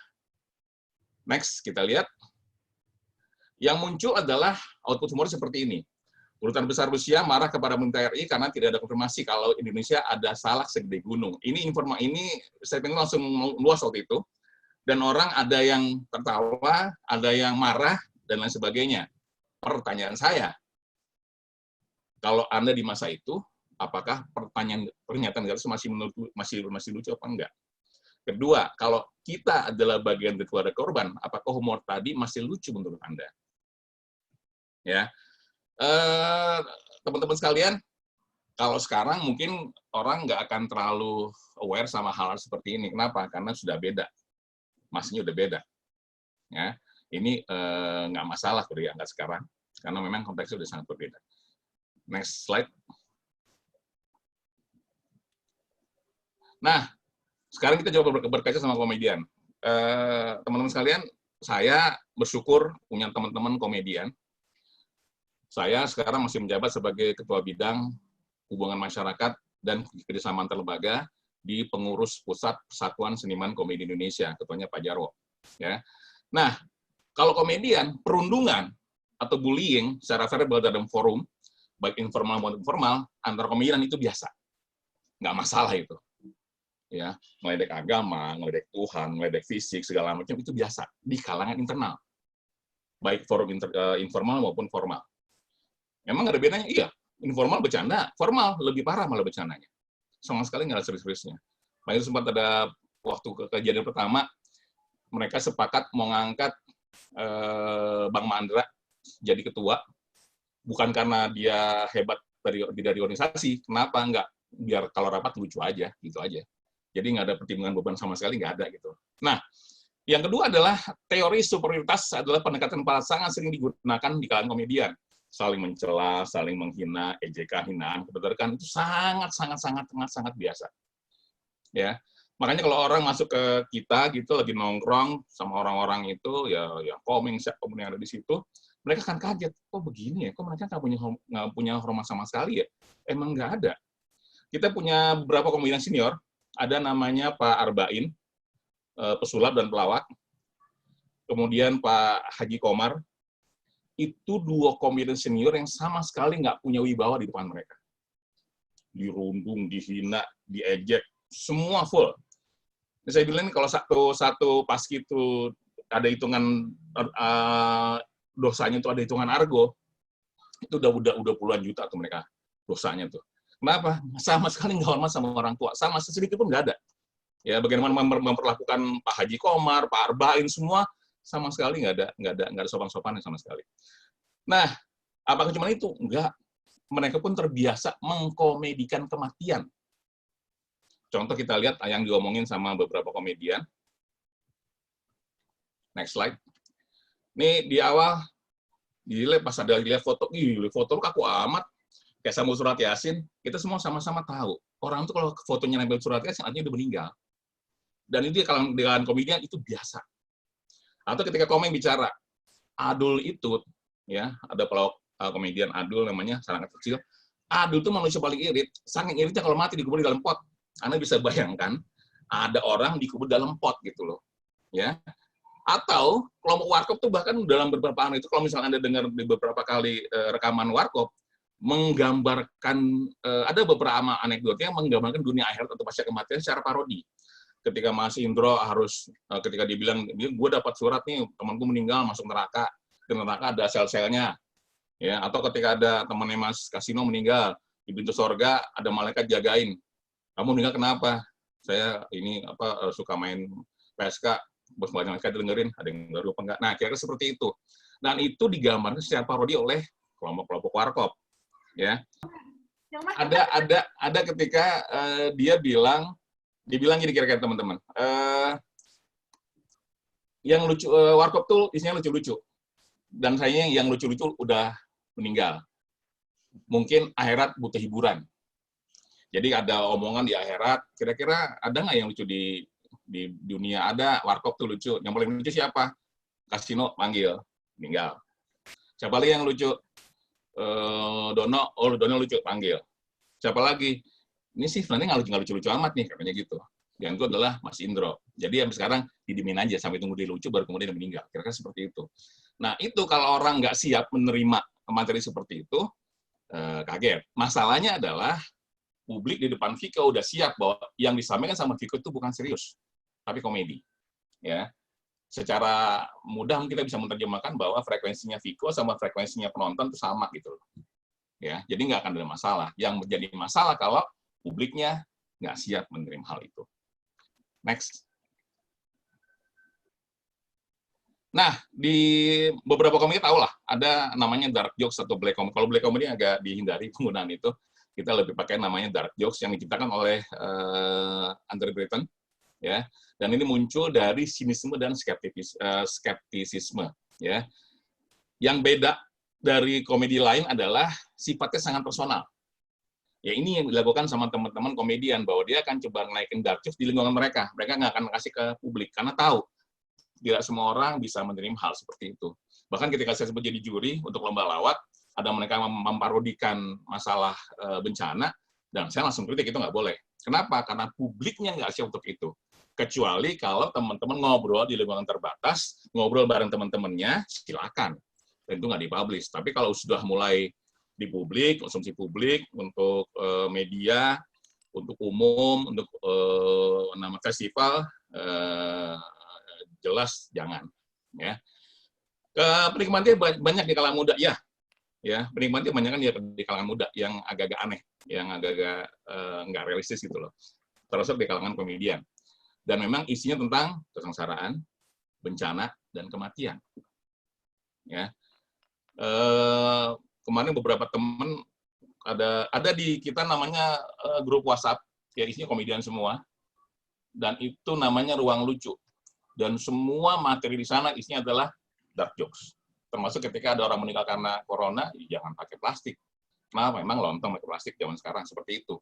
Nah, kalau dilepas ke publik, jadi marah apa enggak? Jelas akan jadi marah. Next. Nah, bersyukur saya adalah orang yang pernah bersiaran di Radio Suara Kejayaan. Itu radio humor pertama dan satu-satunya di Indonesia. Dan dulu ketika saya masuk siaran, ada namanya syarat VIP yang jadi ukuran etika atau aturan do and don'ts-nya pada saat kita ngasih jokes atau ngelawak atau bercanda di radio. Ada suku, agama, ras, antar golongan, vulgar, ideologi Pancasila nggak boleh, tentara nggak boleh. Kalau Sara mungkin kita udah sama-sama maklum, tapi kalau tentara dulu nggak boleh, karena zaman itu kan zamannya Pak Harto, jadi tentara itu sama sekali boleh disinggung. Anda singgung tentara sekali, hukumannya bisa nginep di Guntur seminggu. Vulgar, jelas nggak boleh. Tapi kalau lagi off air, vulgarnya minta ampun. Pancasila, jelas nggak boleh. Kebijakan pemerintah, jelas nggak boleh. Dulu ada komedian kita memplesetkan KB menjadi keluarga berantakan, yang which is itu adalah programnya Orde Baru, dan dia harus dipertanggungjawabkan, kepala studionya nginep di Guntur selama seminggu hanya gara-gara memplesetkan KB menjadi keluarga berantakan. Tentara udah jelas, vulgar udah pasti enggak. Nah, ini pun bisa jadi salah satu ukuran bahwa ada beberapa hal yang saya pikir masih dijaga, suku, agama, ras, antar golongan masih dijaga. Meskipun kalau kita mau jujur, zaman dulu Warkop, Mas Indro jadi siapa? Jadi orang Batak, jadi orang Jawa. Mas Kasino jadi siapa? Jadi orang Jawa, jadi orang Betawi. Mas Nanu jadi siapa? Jadi orang Batak. Semua juga sebenarnya bicara masalah ras, tapi nggak masalah. Atau beberapa kelompok lawak yang ada tokoh dari China-nya, ada tokoh dari Bataknya, ada macam-macam, dan itu nggak masalah buat mereka. Ya, next untuk publik di kala itu maksudnya. Nah, ada etika berhumor di kalangan komedian. Ada yang boleh, ada yang nggak boleh. Pertama, humor yang terkait kebencanaan bisa digunakan di kalangan sendiri, lingkungan kita, internal, personal, itu boleh. Dan nggak boleh untuk konsumsi publik, kecuali kalau kita memang mau ngaikin sensasi, silakan. Kedua, penggunaan humor yang mengandung syarat VIP jika ditujukan kepada kalangan internal komedian, itu nggak masalah. Kenapa? Dulu mungkin nggak masalah bercandain orang Batak, sekarang jadi masalah. Kecuali ngomong orang Batak sendiri. Saya orang Maluku, ketika saya memparodikan orang Maluku, nggak masalah. Kenapa? Karena saya orang Maluku. Hindari penggunaan humor mengandung syarat VIP jika lagi-lagi ditujukan kepada publik. Ya, dark jokes dapat diterima dalam forum terbatas para komedian. Tapi untuk konsumsi publik, lagi-lagi nggak boleh. Jadi kalau kita ada dua frame di sini, teman-teman sekalian, ketika itu udah masuk ke wilayah publik, haram hukumnya menggunakan hal-hal seperti ini. Yang jadi masalah, ketika kita diskusi, bercanda, ada yang ngerekam, naikin YouTube, itu jadi masalah tuh. Nah, beberapa hari kemarin kalau saya ngajar dan saya mau bercanda, saya akan bilang, semua handphone matiin dulu. Saya nggak akan ngomong sebelum ada handphone naik. Nah, kalau ada saya ngomong tiba-tiba naik begini, nah, saya udah mulai jaga-jaga tuh. Mendingan nggak usah deh. Karena kita nggak tahu ada niat apa orang di balik itu. Next. Yang tidak boleh belum? Yang tidak boleh tadi udah. Bahwa ini tinggal kebalikan dari yang boleh. Kesimpulannya apa, teman-teman? Etika humor sangat diperlukan jika momen tersebut akan digunakan sebagai konsumsi publik. Ya, selama itu akan lari ke publik, pikirkan 2 kali untuk menyampaikan informasi tadi, dan pikirkan ini bakal punya efek apa enggak. Lagi-lagi kalau teman-teman adalah seseorang yang pengen medsosnya hidup karena hujatan, dipersilakan. Tapi kalau hidup karena pendapat yang keren, beda lagi. Kedua, kenali dan pahami siapa lawan bicara Anda agar dapat mengukur seberapa jauh didapat menerima humor. Ini juga menjawab pertanyaan sebelumnya yang di webinar sebelumnya yang bilang, kok kalau gue ngomong, kok jadi orangnya malah nganggapnya gue kekanak-kanakan. Kita lihat dulu yang dia ngomong siapa.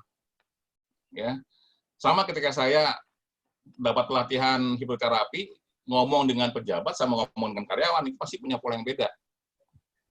Kalau ngomong orang biasa, saya akan bilang, tutup mata Anda. Nah, orang yang pejabat, saya nggak boleh bilang, karena sebagai kata-kata, izinkan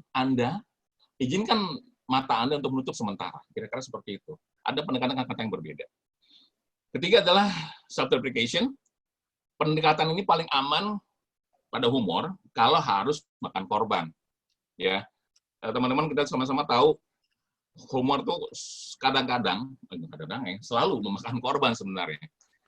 Ketika kita menggunakan orang lain sebagai korban, itu punya peluang untuk kita akan diserang balik. Tapi ketika kita ya memosisikan diri kita sebagai korban, maka peluang itu akan jadi semakin kecil. Kenapa? Karena yang diomongin adalah pengalaman saya. Ingat, humor itu kan berangkat dari keresahan. Ya, humor adalah perlawanan. Artinya apa? Ketika saya bicara seperti itu, jangan dianggap saya mewakili orang lain. Saya mewakili diri saya sendiri, bukan mewakili orang lain. Kira-kira itu yang bisa saya sampaikan, teman-teman. Terima kasih. Kalau ada yang ingin didiskusikan, saya persilakan. Baik, terima kasih Mas Yaser. Teman-teman, kalau ada yang ingin ditanyakan atau didiskusikan, kita masih punya waktu 20 menit ya, sebelum jam 4. Jadi silakan mengaktifkan mikrofonnya untuk mengajukan pertanyaan. Kalau sambil nunggu ya, Mas dan teman-teman sekalian, saya menambahkan saja ini dari buku Of Corps judulnya. Salah satu subbabnya itu cerita tentang kenapa kok kita ini di zaman sekarang ini suka gitu, disaster jokes, terus humor-humor yang berasal dari kesengsaraan, tragedi, dan lain sebagainya. Salah satu argumentasinya itu adalah karena kita itu terbiasa menerima informasi itu dari televisi, di mana informasi itu saling bertumpuk seperti sandwich gitu kan. Jadi habis berita senang, iklan lucu, berita sedih, terus kemudian berita artis kayak gitu-gitu. Jadi kita terbiasa mengonsumsi informasi secara acak dalam diibaratkan seperti sandwich gitu. Jadi kita lama-lama mulai dalam tanda petik sedikit kehilangan empati gitu ya. Jadi itu yang membuat disaster jokes itu marak belakangan ini. Itu. Mungkin teman-teman ada yang sudah punya pertanyaan terkait humor dan etika ini? Boleh diajukan atau ingin sharing? Mas Yaser? Ya. Kalau boleh cerita-cerita, mungkin teman-teman waktu teman-teman Paski, seniman komedi itu pernah nggak sih berhadapan dengan problem ketika melakukan atau menceritakan humor-humor yang keluar batas gitu ya, dalam tanda petik keluar etika gitu, tidak sesuai dengan ruang atau waktu yang disampaikannya gitu. Kalau teman-teman Paski sih setahu saya ya, sampai saat ini sih belum ya. Bukan belum. Enggak sih, jangan sampai sih. Malah teman komika yang udah pernah kena. Kayak dulu Joshua pernah kena. Kemudian G pernah kena. Ya, G pernah kena. Terus siapa lagi ya? Kebanyakan malah komika. Mungkin karena personal kali ya, karena mereka membawakan satu ya. Nggak berkelompok gitu loh. Jadi pertanggungjawabannya pribadi. Meskipun juga sama-sama tahu bahwa beberapa komika juga menggunakan tim penulis untuk bikin materi mereka. Tapi kalau komedian di Paski ada komika, tapi yang nggak di Paski sepertinya nggak pernah bersentuhan dengan masalah-masalah seperti itu. Mungkin karena memang mereka udah kekeh dalam diri mereka bahwa oh ini buat ini buat ini gitu loh. Dan mereka kan agak jarang ketika kelompok lawak naik panggung di videoin gitu loh. Tapi kalau komika naik panggung biasanya banyak orang yang angkat kamera buat apa? Bangga hormat buat para penonton, ada beberapa orang yang buat nyolong ide sebenarnya sih, ya, buat nyolong ide itu makanya namanya direkam. Kalau pelawak kan enggak, ya. Pelawak itu kan orang yang terbiasa kalau ada apa, mereka campur dan kadang-kadang sangat bisa ngambil materi orang sama ditulis ulang gitu. Tapi kalau komika kan runut ya penyampaiannya, jadi agak mudah untuk di copy paste sebenarnya, gitu. Tapi kalau apakah ada sampai sekarang sih enggak, jangan sampai. Karena kalau sampai terjadi ya saya harus ngomong soalnya ke media, jangan sampai gitu loh. Sampai sekarang sih enggak ada dan kalau bisa nggak usah ada sih hal kayak gitu. Gitu. Oke. Mas ini ada pertanyaan nih dari Steve lagi nih. Kalau oke, mungkin kita inilah ya agak kembangkan dikit konteksnya. Dia kan bertanya, roasting orang itu di depan publik itu boleh apa enggak? Ini kalau kita kembangkan lagi, mungkin etisnya kalau mau melakukan jokes yang menyinggung orang di depan orangnya sendiri, itu gimana, Mas? Kalau kemudian Mas Steve itu lagi open mic di kafe, kemudian Anda ngerosting orang, menurut saya nggak usah minta izin. Karena artinya apa? Pada saat orang datang ke kafe tadi, nonton komika, dia harus siap untuk menerima apapun yang disampaikan sama komika. Ya, saya ingat banget ada komika dari India, tapi besar di Kanada, namanya Russell Peter. Ketika dia kasih materi, itu kan rasisnya minta ampun, rasis banget. Ya, dia menghina orang Singapura, menghina Arab, menghina orang Yahudi, bahkan menghina India sendiri gitu loh. Dan itu buat dia biasa. Dan ketika orang nonton dia, ya harus siap bahwa Russell Peter itu begitu. Nah, kalau di Indonesia gimana? Kalau ketika dia datang nonton Anda, lagi stand up, roasting aja, nggak usah masalah. Gitu. Cuma mungkin ya jangan sebut nama. Paling gitu. Nah, kalau untuk konsumsi misalnya TV, ya yang di-roasting kan pasti udah dibilangin, Anda mau di-roasting sama si A, ya udah tahu. Tapi kalau Anda nge-roasting di atas panggung, Anda dibayar oleh perusahaan tersebut, ya, yang di roasting bosnya, namanya Anda membakar jembatan Anda sendiri. Jangan, ya.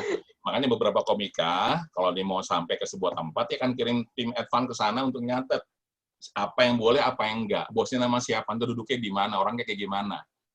Bisa nggak dibicarain? Dia akan riset dulu. Ya, dia kalau mau roasting itu dia punya data, nggak main asal ngomong. Ya, yang jadi masalah ketika kita nggak tahu dia siapa, main ngomong-ngomong taunya ternyata anaknya. Kayak dulu cerita Kang Maman waktu ada diundang ke Brunei, ada satu penyanyi dangdut, dia kemudian ngajak salah satu penonton nyanyi, dia nggak bisa ngikutin, dibecandain, ternyata itu anaknya Sultan Brunei, keponakan Sultan Brunei yang memang punya cacat bawaan, ujung-ujungnya malam itu juga dipulangkan ke Indonesia. Artinya apa? Dia nggak riset dulu tuh masalahnya. Ya, makanya saya bilang sih riset itu penting ketika kita mau tampil di sebuah kondisi, kecuali kalau kita hanya ngobrol di internal aja sih nggak lah. Kita bisa ngelihat nih orang bener apa enggak. Atau kita lihat lah, ada orang ngomongnya cemberut terus, bukan berarti dia nggak bisa ketawa, bisa aja. Tapi mungkin butuh sesuatu yang luar biasa untuk dia bisa menikmati. Kira-kira gitu. Oke, ini Pak Seno juga masih bergabung bersama kita, Pak Seno ya? Pak Seno mungkin ada tambahan, Pak Seno. Pak Seno, ini kebetulan ada pertanyaan menarik juga nih Pak, terkait bagaimana zaman sekarang itu kemampuan orang itu dalam menerima humor itu dalam tanda tanya gitu Pak. Ini dari pertanyaan dari Ahmad Reza. Apakah masyarakat sekarang itu berubah Pak? Ada perubahan gitu dalam menerima atau mengonsumsi jokes itu karena gampang tersulut gitu Pak dengan jokes-jokes yang menyerempet. Iya. Ya itu sama dengan perkembangan politik ya, gitu ya. Jadi sekarang ini ideologi satu dengan yang lain itu perbedaannya terlalu tajam gitu. Jadi yang radikal itu radikal semua sebetulnya ya, di kalangan ini ya, di kalangan sekte kecil-kecil gitu. Jadi itu sebetulnya suatu alarm ya. Gitu. Suatu alarm. Ketika orang tidak bisa menerima humor, gitu, ya, pandangan makin sempit, itu artinya konsensus semakin berat. Gitu. Ya. Gitu. Kita ini sekarang tidak bunuh-bunuhan sebetulnya kan karena yang disebut sosial konsensus itu pada derajat yang tinggi sekali. Ya. Perbedaan kita tinggi, ya. Heterogenitas kita tinggi, dan kita bisa hidup bersama, itu artinya satu konsensus yang derajatnya tinggi gitu, high degree gitu. Nah, salah satu ukurannya adalah humor. Nah, tapi sekarang begitu kita sering lihat kasus-kasus ya yang nampaknya dengan sengaja pura-pura radikal gitu. Gitu ya. Supaya tidak perlu menerima semua pandangan gitu. Nah, gitu ya. Jadi istilah saya gitu ya, dengan fanatisme. Saya ragu orang itu benar-benar fanatik ya, karena itu logikanya sederhana saja. Tapi kalau pura-pura fanatik ya, itu sungguh-sungguh suatu taktik yang sangat-sangat busuk gitu. Ya. Gitu. Kalau fanatik murni, itu kan memang tidak melihat cara pandang yang lain ya. Dunia sempit gitu ya. Tapi kalau pura-pura fanatik, artinya dia bersiasat saja memanfaatkan, baik memanfaatkan orang-orang yang fanatik beneran ini. Dia sendiri tidak, dia hanyalah betul-betul bersikap politis gitu. Nah, ini akan kita lihat tanda-tanda ini bukan dari dunia politik aja gitu. Ya, dari dunia humor juga. Gitu. Nah, jadi itu saya kira ya yang saya tangkap ya, gitu. Banyak kasus kan gitu, humor ditarik ke soal politis. Nah, itu artinya tidak benar-benar karena sempit, tapi ya pura-pura sempit aja deh supaya bisa mempersoalkan gitu. Nah, saya kira ini busuk sekali. Ya, busuk sekali. Nah, jadi saya kira yang saya ingin sampaikan adalah dari humor kita bisa melihat tanda-tanda zaman gitu. Ya, gitu. Seberapa besar kedewasaan kita menerima perbedaan. Pak Seno, Mas Yaser, ini ada pertanyaan menarik juga ini dari Mbak Florita Dianasari. Nah, zaman sekarang ini kan sebenarnya banyak juga itu orang yang pamer berakrobatik gitu ya dengan kemampuan humornya di ruang publik gitu. Ketika ada humor yang offside, lewat batas, kita itu bagaimana caranya menyampaikan kritik? Oke, ini agak susah juga nih. Karena ketika Anda mengkritik ketika dia di panggung, agak susah loh. Ya, Anda bunuh, kadang-kadang dia akan bilang, ini saya belum selesai, dia pasti akan bilang seperti itu. Mau nggak mau ketika dia turun, baru kemudian kita hampiri, baru kita bilang, tadi kurang pas mas, harusnya gini, bahaya loh gitu loh. Tapi ketika dia lagi ngomong, apakah direm? Agak susah. Ya, karena dia akan menganggap, lu siapa? Gitu loh. Dan apa kapasitas lo untuk ngatur-ngatur gua? Karena kan masing-masing orang punya pemahaman yang berbeda masalah humor, ya. Kalau dia bukan seorang komedian profesional, dia pasti akan beberapa ada yang offset, ya. Tapi kalau di komika profesional, dia pasti udah punya cara untuk kemudian berkilah dengan materi yang lain. Tapi apakah kita bisa ngerem di atas panggung? Enggak. Saya harus bilang enggak sih sebenarnya. Gitu. Kalau dari saya bukan komika, tapi saya berpikir kalau saya di panggung tiba-tiba dia bilang, lu nggak boleh ngomong begitu, wah itu bisa meruntuhkan.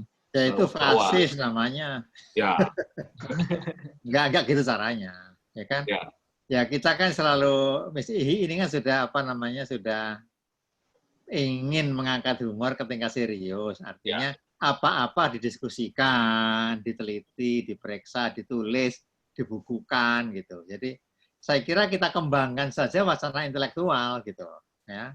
Itu terpenting ya. Kalau soal panggung itu artinya kan kita tidak berbakat jadi penonton gitu kan. Gitu ya kan.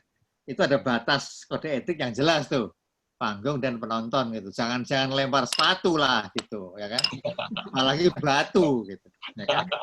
Tapi lebih baik kita membuat persoalan kita menjadi berguna untuk orang banyak ya kan. Ya didiskusikan, kita tunjuk faktor-faktornya, gitu ya. Mengapa nggak diterima, nggak apa, dan justru kenapa dia bisa humor seperti itu. Nah itu, ya. Karena dia kan mungkin tidak punya maksud jahat, gitu. Tapi kita periksa kenapa dia jadi bisa seperti itu. Kalau kita bisa membongkar konstruksi ya, budaya yang terjadi detik itu di panggung, ya, yang asalnya mungkin bertahun-tahun, ada latar belakang macam-macam dan penonton seperti itu kan kita bisa bongkar ya, konstruksi proses budaya yang menghasilkan titik itu, jam itu berlangsung humor yang menyinggung gitu, ya kan?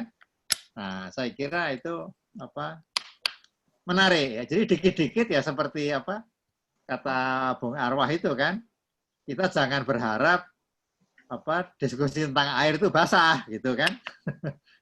Juga diskusi tentang humor ya nggak mesti lucu gitu, serius. Ya.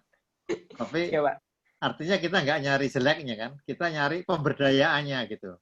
Karena kita kan punya ide gini, kalau humor ini bisa kita jadikan proyek gitu kan, proyek pembahagiaan bangsa gitu kan, dengan membangun dan dengan strategis itu bersikap strategis terhadap humor, atau mengembangkan humor secara strategis, saya kira bangsa ini bisa bahagia secara konstruktif ya. Jadi bukan kebetulan bahagia, bukan gitu ya. Tapi bisa kita sengaja, kita bisa proyek gitu ya. Bangsa ini kalau membuka ruang pada anu lebih mudah bahagia ketimbang sebelumnya, lebih sulit menderita ketimbang sebelumnya gitu ya. Jadi pintu-pintu humor yang konstruktif itu bisa kita bikin ya. Kita bikin, dan bahwa humor yang muncul tidak hanya yang menghina, tidak merendahkan. Ya, humor yang relief kan ada. Ya. Anak kecil itu semua humornya relief. Ya. Belum ada politiknya tuh. Ya kan? Ya, jadi saya kira kita bisa mencoba gitu mengembangkan ini. Ya, pelawak-pelawak gitu. Coba sama anak kecil gimana, gitu kan? Sama remaja gimana, dan cepat mengkritik gitu loh. Ya kan? Itu gunanya. Kita mengkritik bukan orang di belakang panggung gitu. Tapi dengan wacana ilmiah dia nggak ngerti nggak apa-apa gitu. Kan? Tapi yang penting mereka yang serius akan ngerti. Itu. Pak Seno, Pak Mas Yaser, terakhir nanti ini ada orang yang Oh, iya, maaf Pak, putus-putus tadi Pak. Gimana Pak? Ya. Oh ya, maaf Pak tadi memotong ininya karena sempat. Yang tadi putus Pak. Ya udah lupa ngomong apa. Mohon maaf nih Pak. Ya gitu maksudnya gini. Jadi gini, Ya, saya kira ya seperti imajinasinya arwah itu dijalankan tuh bisa, ya. Jadi kayak olahraga lah gitu, ya kan? Itu sepak bola itu dengan program yang bagus itu jadi katarsis kan untuk orang banyak. Setiap minggu stadion penuh gitu. Dan ini orang-orang yang tidak bisa lain kecuali terhibur dengan bola, ya kan? Di kota-kota tambang kecil-kecil itu yang penduduk cuma 1 juta 2 juta gitu kan? Tapi stadionnya 70.000 gitu, dan bersama dengan itu radio segala macam. Nah, ini katarsis keluar gitu, ya. Sepak bola kalah mereka tetap semangat, gitu kan? Sebagai fans fanatik, menang apalagi gitu. Tapi tetap merasa hidup pada artinya. Nah, humor tuh bisa kita bikin seperti ini, gitu ya.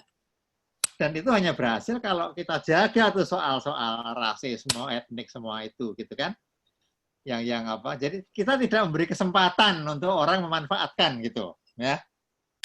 Gampang tersinggungan ini sangat mungkin menurut saya, ya. Produk-produk humor yang bermutu, berkualitas disebar gitu, ya. Kayak zaman sekarang ini banyak sekali humor, tapi yang apa ya gitu, kita berpesta pora di atas penderitaan orang lain, ya. Saya kira itu pendidikan humor yang buruk, gitu. Ya. Jadi kewajiban IHI dan teman-teman semua yang setuju. Nah, begitu kita bisa menyeleksi humor berkualitas, kita sebar secara strategis gimana caranya nih, ya, supaya kita semakin terdidik dalam humor ini. Gitu, ya. Nggak ada yang vulgar dan semua berselera gitu. Ya, saya kira ini akan meningkatkan taste kita sebagai manusia juga. Gitu loh. Oke Pak, menarik Pak. Saya punya keresahan dari ini Pak, teman-teman komika ini, Mas Yaser, Pak Seno. Ya. Kalau di musik itu kan industrinya sudah bagus tuh Pak. Jadi sudah ada pelaku, penikmat, juga ada kritikusnya. Sementara di komedi Indonesia itu belum terlihat atau belum muncul pihak-pihak yang bisa mengkritisi, yang bisa memberikan narasi pembanding dari yang dibikin oleh para pelaku. Nah, sekarang di era seperti ketersinggungan sekarang ini, apakah peran kritikus ini menjadi sangat penting sebagai anak orang yang menganalisis humor, atau seperti apa gitu? Justru humor dibiarkan bebas saja. Siapa nanyanya nih? Ini saya nih Pak, bawa sambungannya tadi Pak, yang Pak Seno. Iya, ya perlu gitu. Ya, jadi ya dunia ini ya jurnalistik semua web ini kan sekarang orang nulis itu kan nggak mesti di koran ya, gitu ya. Di mana-mana lah, di blog, di website, di semuanya itu. Bahkan nulis cukup panjang juga itu di mana-mana itu di Facebook. Nah, ya bekerjalah gitu loh. Bekerjalah gitu. Sebagai intelektual itu ya dikomunikasikan. Ya, tugas kita itu membongkar, menunjukkan dan memperbaiki semuanya gitu. Ya kan? Dengan cara masing-masing. Nah, humor ini karena kita tahu ketersebarannya itu sama dengan virus gitu. Boleh dong humor gini. Ya kan? Sama dengan virus karena orang senang ketawa kan, gitu loh. Ya. Jadi saya kira kalau kritik itu diberlangsungkan terus, benar-benar akan memperbaiki gitu. Ya. Dan kritik itu kan bisa dengan cara berhumor juga, gitu. Sangat bisa. Ya, kita ingatlah para kolumnis kayak Mahbub apa semua gitu ya. Cuma mereka kan mempersoalkan sesuatu yang serius dengan lucu gitu. Nah, kita juga bisa berhumor, mempersoalkan sesuatu yang lucu dengan serius gitu. Atau juga dengan lucu juga bisa gitu. Ya. Saya kira kalau bisa dengan lucu lebih hebat lagi gitu. Ya. Cuman ya kadang-kadang humor itu begitu rumit sehingga perlu serius baru bisa jelas gitu. Ya. Saya kira jadi wacana itu dihangatkan. Nah gitu, dihangatkan. Pak Seno, mungkin mau kasih tahu yang lain, mungkin ini ada teaser, mungkin buku yang lagi progres ya. Nah, itu dia. Ini buku ini lagi progres ya. Itu sekitar 700 halaman. Ya kita harap dalam waktu dekat bisa segera publish. Ini benar-benar pemikiran Pak Arwah Setiawan ini benar-benar luar biasa menurut saya. 40 sampai 50 tahun ke depan gitu loh. Sampai sekarang masih relevan ya. Mungkin itu aja teaser ya bahwa humor itu serius. Benar-benar dipelajari oleh Arwah Setiawan ini. Kapan nih Pak kira-kira IHIK rilisnya Pak? Ya kita lagi finalisasi editing lah. Oke, siap. Semoga April.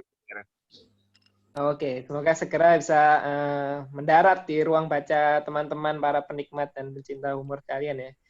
Ini ada pertanyaan lagi nih Mas Yasir, Pak Seno. Apakah ada gaya komedi tertentu ya yang sering jadi sasaran tembak gitu, misalnya seperti stand up komedi dibandingkan lawak itu misalnya lebih rawan, atau mungkin karikatur tema tertentu jadi lebih sering dihajar gitu sama orang-orang. Apa ini murni format komedinya atau apa sebenarnya kalau ada humor yang rawan jadi sasaran tembak itu? Ya, saya kira itu sesuai dengan isu berkembang gitu ya. Sekarang banyak kaitan corona, nanti kalau udah hilang coronanya ya ganti lagi gitu ya. Iya, tapi saya kira yang sudah sering kita tahu adalah itu ya peluang-peluang itu diberikan sebagai katarsis lah gitu ya. Jadi orang lemah menghina yang kuat gitu. Itu dia hanya bisa lakukan dalam humor ya. Tidak bisa di yang lain-lain gitu ya. Cuman kita sudah kurang punya persoalan seperti ini. Tapi saya ingat dulu zaman Orde Baru ketika politik itu mampet gitu, humor itu jalan keluar yang luar biasa gitu ya. Nah, saya kira perimbangan ini perlu kita perhatikan itu. Bedanya adalah sekarang ini kita nggak pernah tahu ngomong seperti ini yang di Islandia orang denger gitu kan, gitu misalnya. Ya. Jadi lebih rumit lagi humor sekarang ini ya. Dan kekacauannya lebih besar lagi gitu. Makanya perlu selalu wacana kritis dikembangkan. Mungkin saya nambahin Ulwan, pertanyaannya mungkin Satrio itu adalah apa karena dia stand up itu sendirian sehingga dia itu jadi sasaran tembak gitu. Sedangkan kalau ke grup lawak enggak. Padahal kalau menurut pendapat saya harusnya semuanya juga sasaran tembak sih kalau misalkan masalah yang dibawakan sensitif. Mungkin itu pertanyaannya, Wan. Apakah stand up komedian dia sendirian sehingga dia bisa jadi sasaran tembak, sedangkan grup enggak. Itu Pak, sasaran tembak ini kena masalah hukum, Pak Seno. Ada kasus apa? Satrio, coba kamu benar nggak itu, Satrio? Apa pertanyaannya kamu? Enggak, tadi yang menyambung Pak Yasir bilang aja tadi bahwa banyak kan komika kan sebenarnya Pak Yasir ya, yang Pak Yasir bilang kalau sebenarnya kan mirip ya formatnya. Dulu roasting ya dari zaman Sri Mulat juga merosting gitu, atau merosting misalnya Warkop merosting Dono Bemo, maaf gitu ya. Tapi kan sekarang entah apa, saya juga nggak tahu apakah dari komikanya sendiri yang masih terlalu perlu belajar atau memang nggak, ya itu tadi, orang menerima komedi ini sekarang sudah agak berbeda gitu dengan zaman dulu. Itu aja mungkin, Pak. Ya, Mas Yaser mungkin bisa sharing sedikit. Mungkin gini kali, Mas Satrio ya.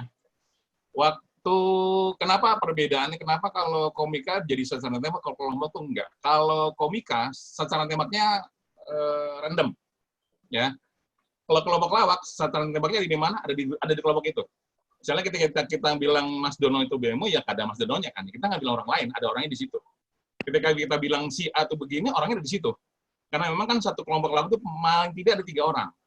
Tapi kalau komik ini sendiri, sasaran tembaknya random, bisa siapa aja. Makanya saya bilang paling aman adalah ya self-deprecation. Ketika mau ada sasaran tembak, ada korban, ini ke sini jangan orang lain. Ya, ketika pakai orang lain bisa saja orang itu atau orang yang merasa diwakili oleh orang itu bisa jadi protes. Tapi kalau kelompok kan sasarannya di situ.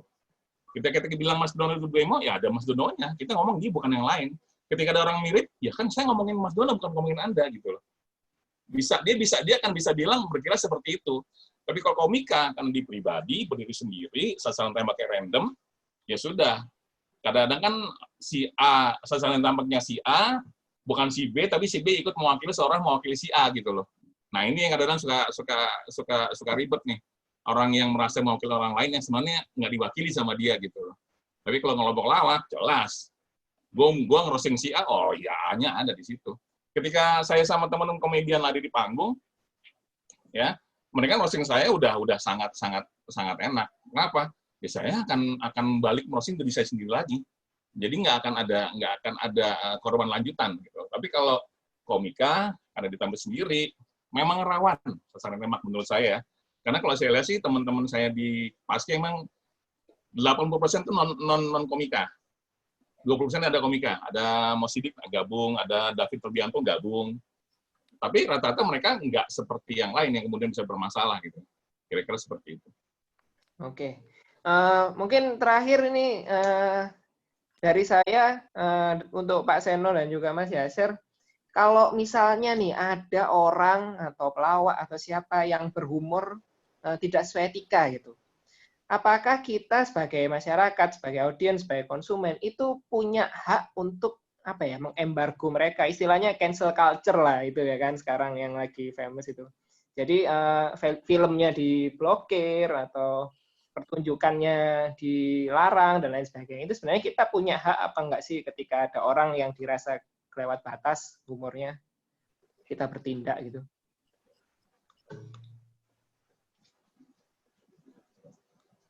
Ya kita nggak usah ngulang kesalahan ini ya. Ya dikritik saja. Ya mosok diblokir kok. Gitu loh ya. Harusnya lebih nyantai Pak ya. Iyalah. Udah nggak musim, tapi rupanya malah lagi musim ya. Iya, malah lagi musim ya Pak. Iya.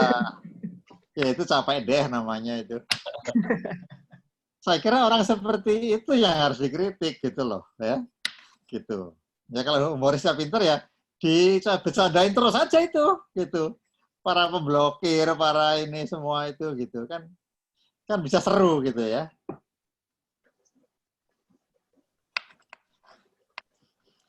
Ya saya kira itulah kalau saya ya wacana kritis itu mesti dikembangkan gitu ya.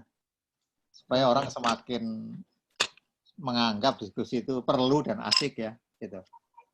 Ya, tentu secara kreatif gitu, bukan diskusi yang boring. Kalau Mas Yaser gimana pendapatnya? Iyalah, enggak harus budaya kemudian memblokir. Kalau saya lihat sih cukup diingatkan, dikritisi lewat media sosial. Jadi saya pikir silakan aja mereka mengkritisi, tapi kalau memblokir enggak lah, karena buat saya humor itu kan sangat personal ya. Bisa ada yang bilang A lucu, ada yang bilang B lucu. Contoh paling gampang gini lah, materinya Komeng dibawakan sama Contoh belum tentu lucu, begitu pun sebaliknya. Artinya apa? Nggak semua orang bisa terima kan. Jadi kalau Anda bilang ini nggak bagus, tapi yang lain bilang bagus kok gitu. Tapi ketika banyak orang yang marah karena masalah itu, karena materi itu, Tapi yang bermasalah komikanya perlu diingatkan, harus diblokir juga. Kan orang juga bisa aja berbuat salah. Dan saya sih yakin sekali bahwa komika biasanya udah punya kalkulasi ya, sampai seberapa jauh hal ini bisa menimbulkan kontroversi. Dia pasti akan sangat hati-hati. Gitu. Kalau toh sampai kelepasan biasanya menurut saya adalah hal-hal yang sifatnya improvisasi. Yang secara naskah sebenarnya nggak ada, hanya ditambahkan karena suasananya kayaknya bagus nih buat ngangkat ini gitu loh. Kayaknya kelepasannya ada di sana. Tapi kalau secara tulisan, secara narasi yang dibangun lewat naskah, harusnya nggak akan terjadi hal-hal yang melibatkan kontroversi pada saat mereka naik ke atas panggung. Kira-kira begitu. Oke, terima kasih. Oh, ini ada statement menarik nih closingnya dari Pak Haryadi. Argumen dibalas argumen, budaya humor ya dibalas humor. Wah, seru juga ini ya. Jadi ketika misalnya ada humor yang terlalu keluar batas, caranya kita yang merasa mungkin itu keluar batas ya kita balas humor lagi gitu ya, Mas Pak. Iya, benar.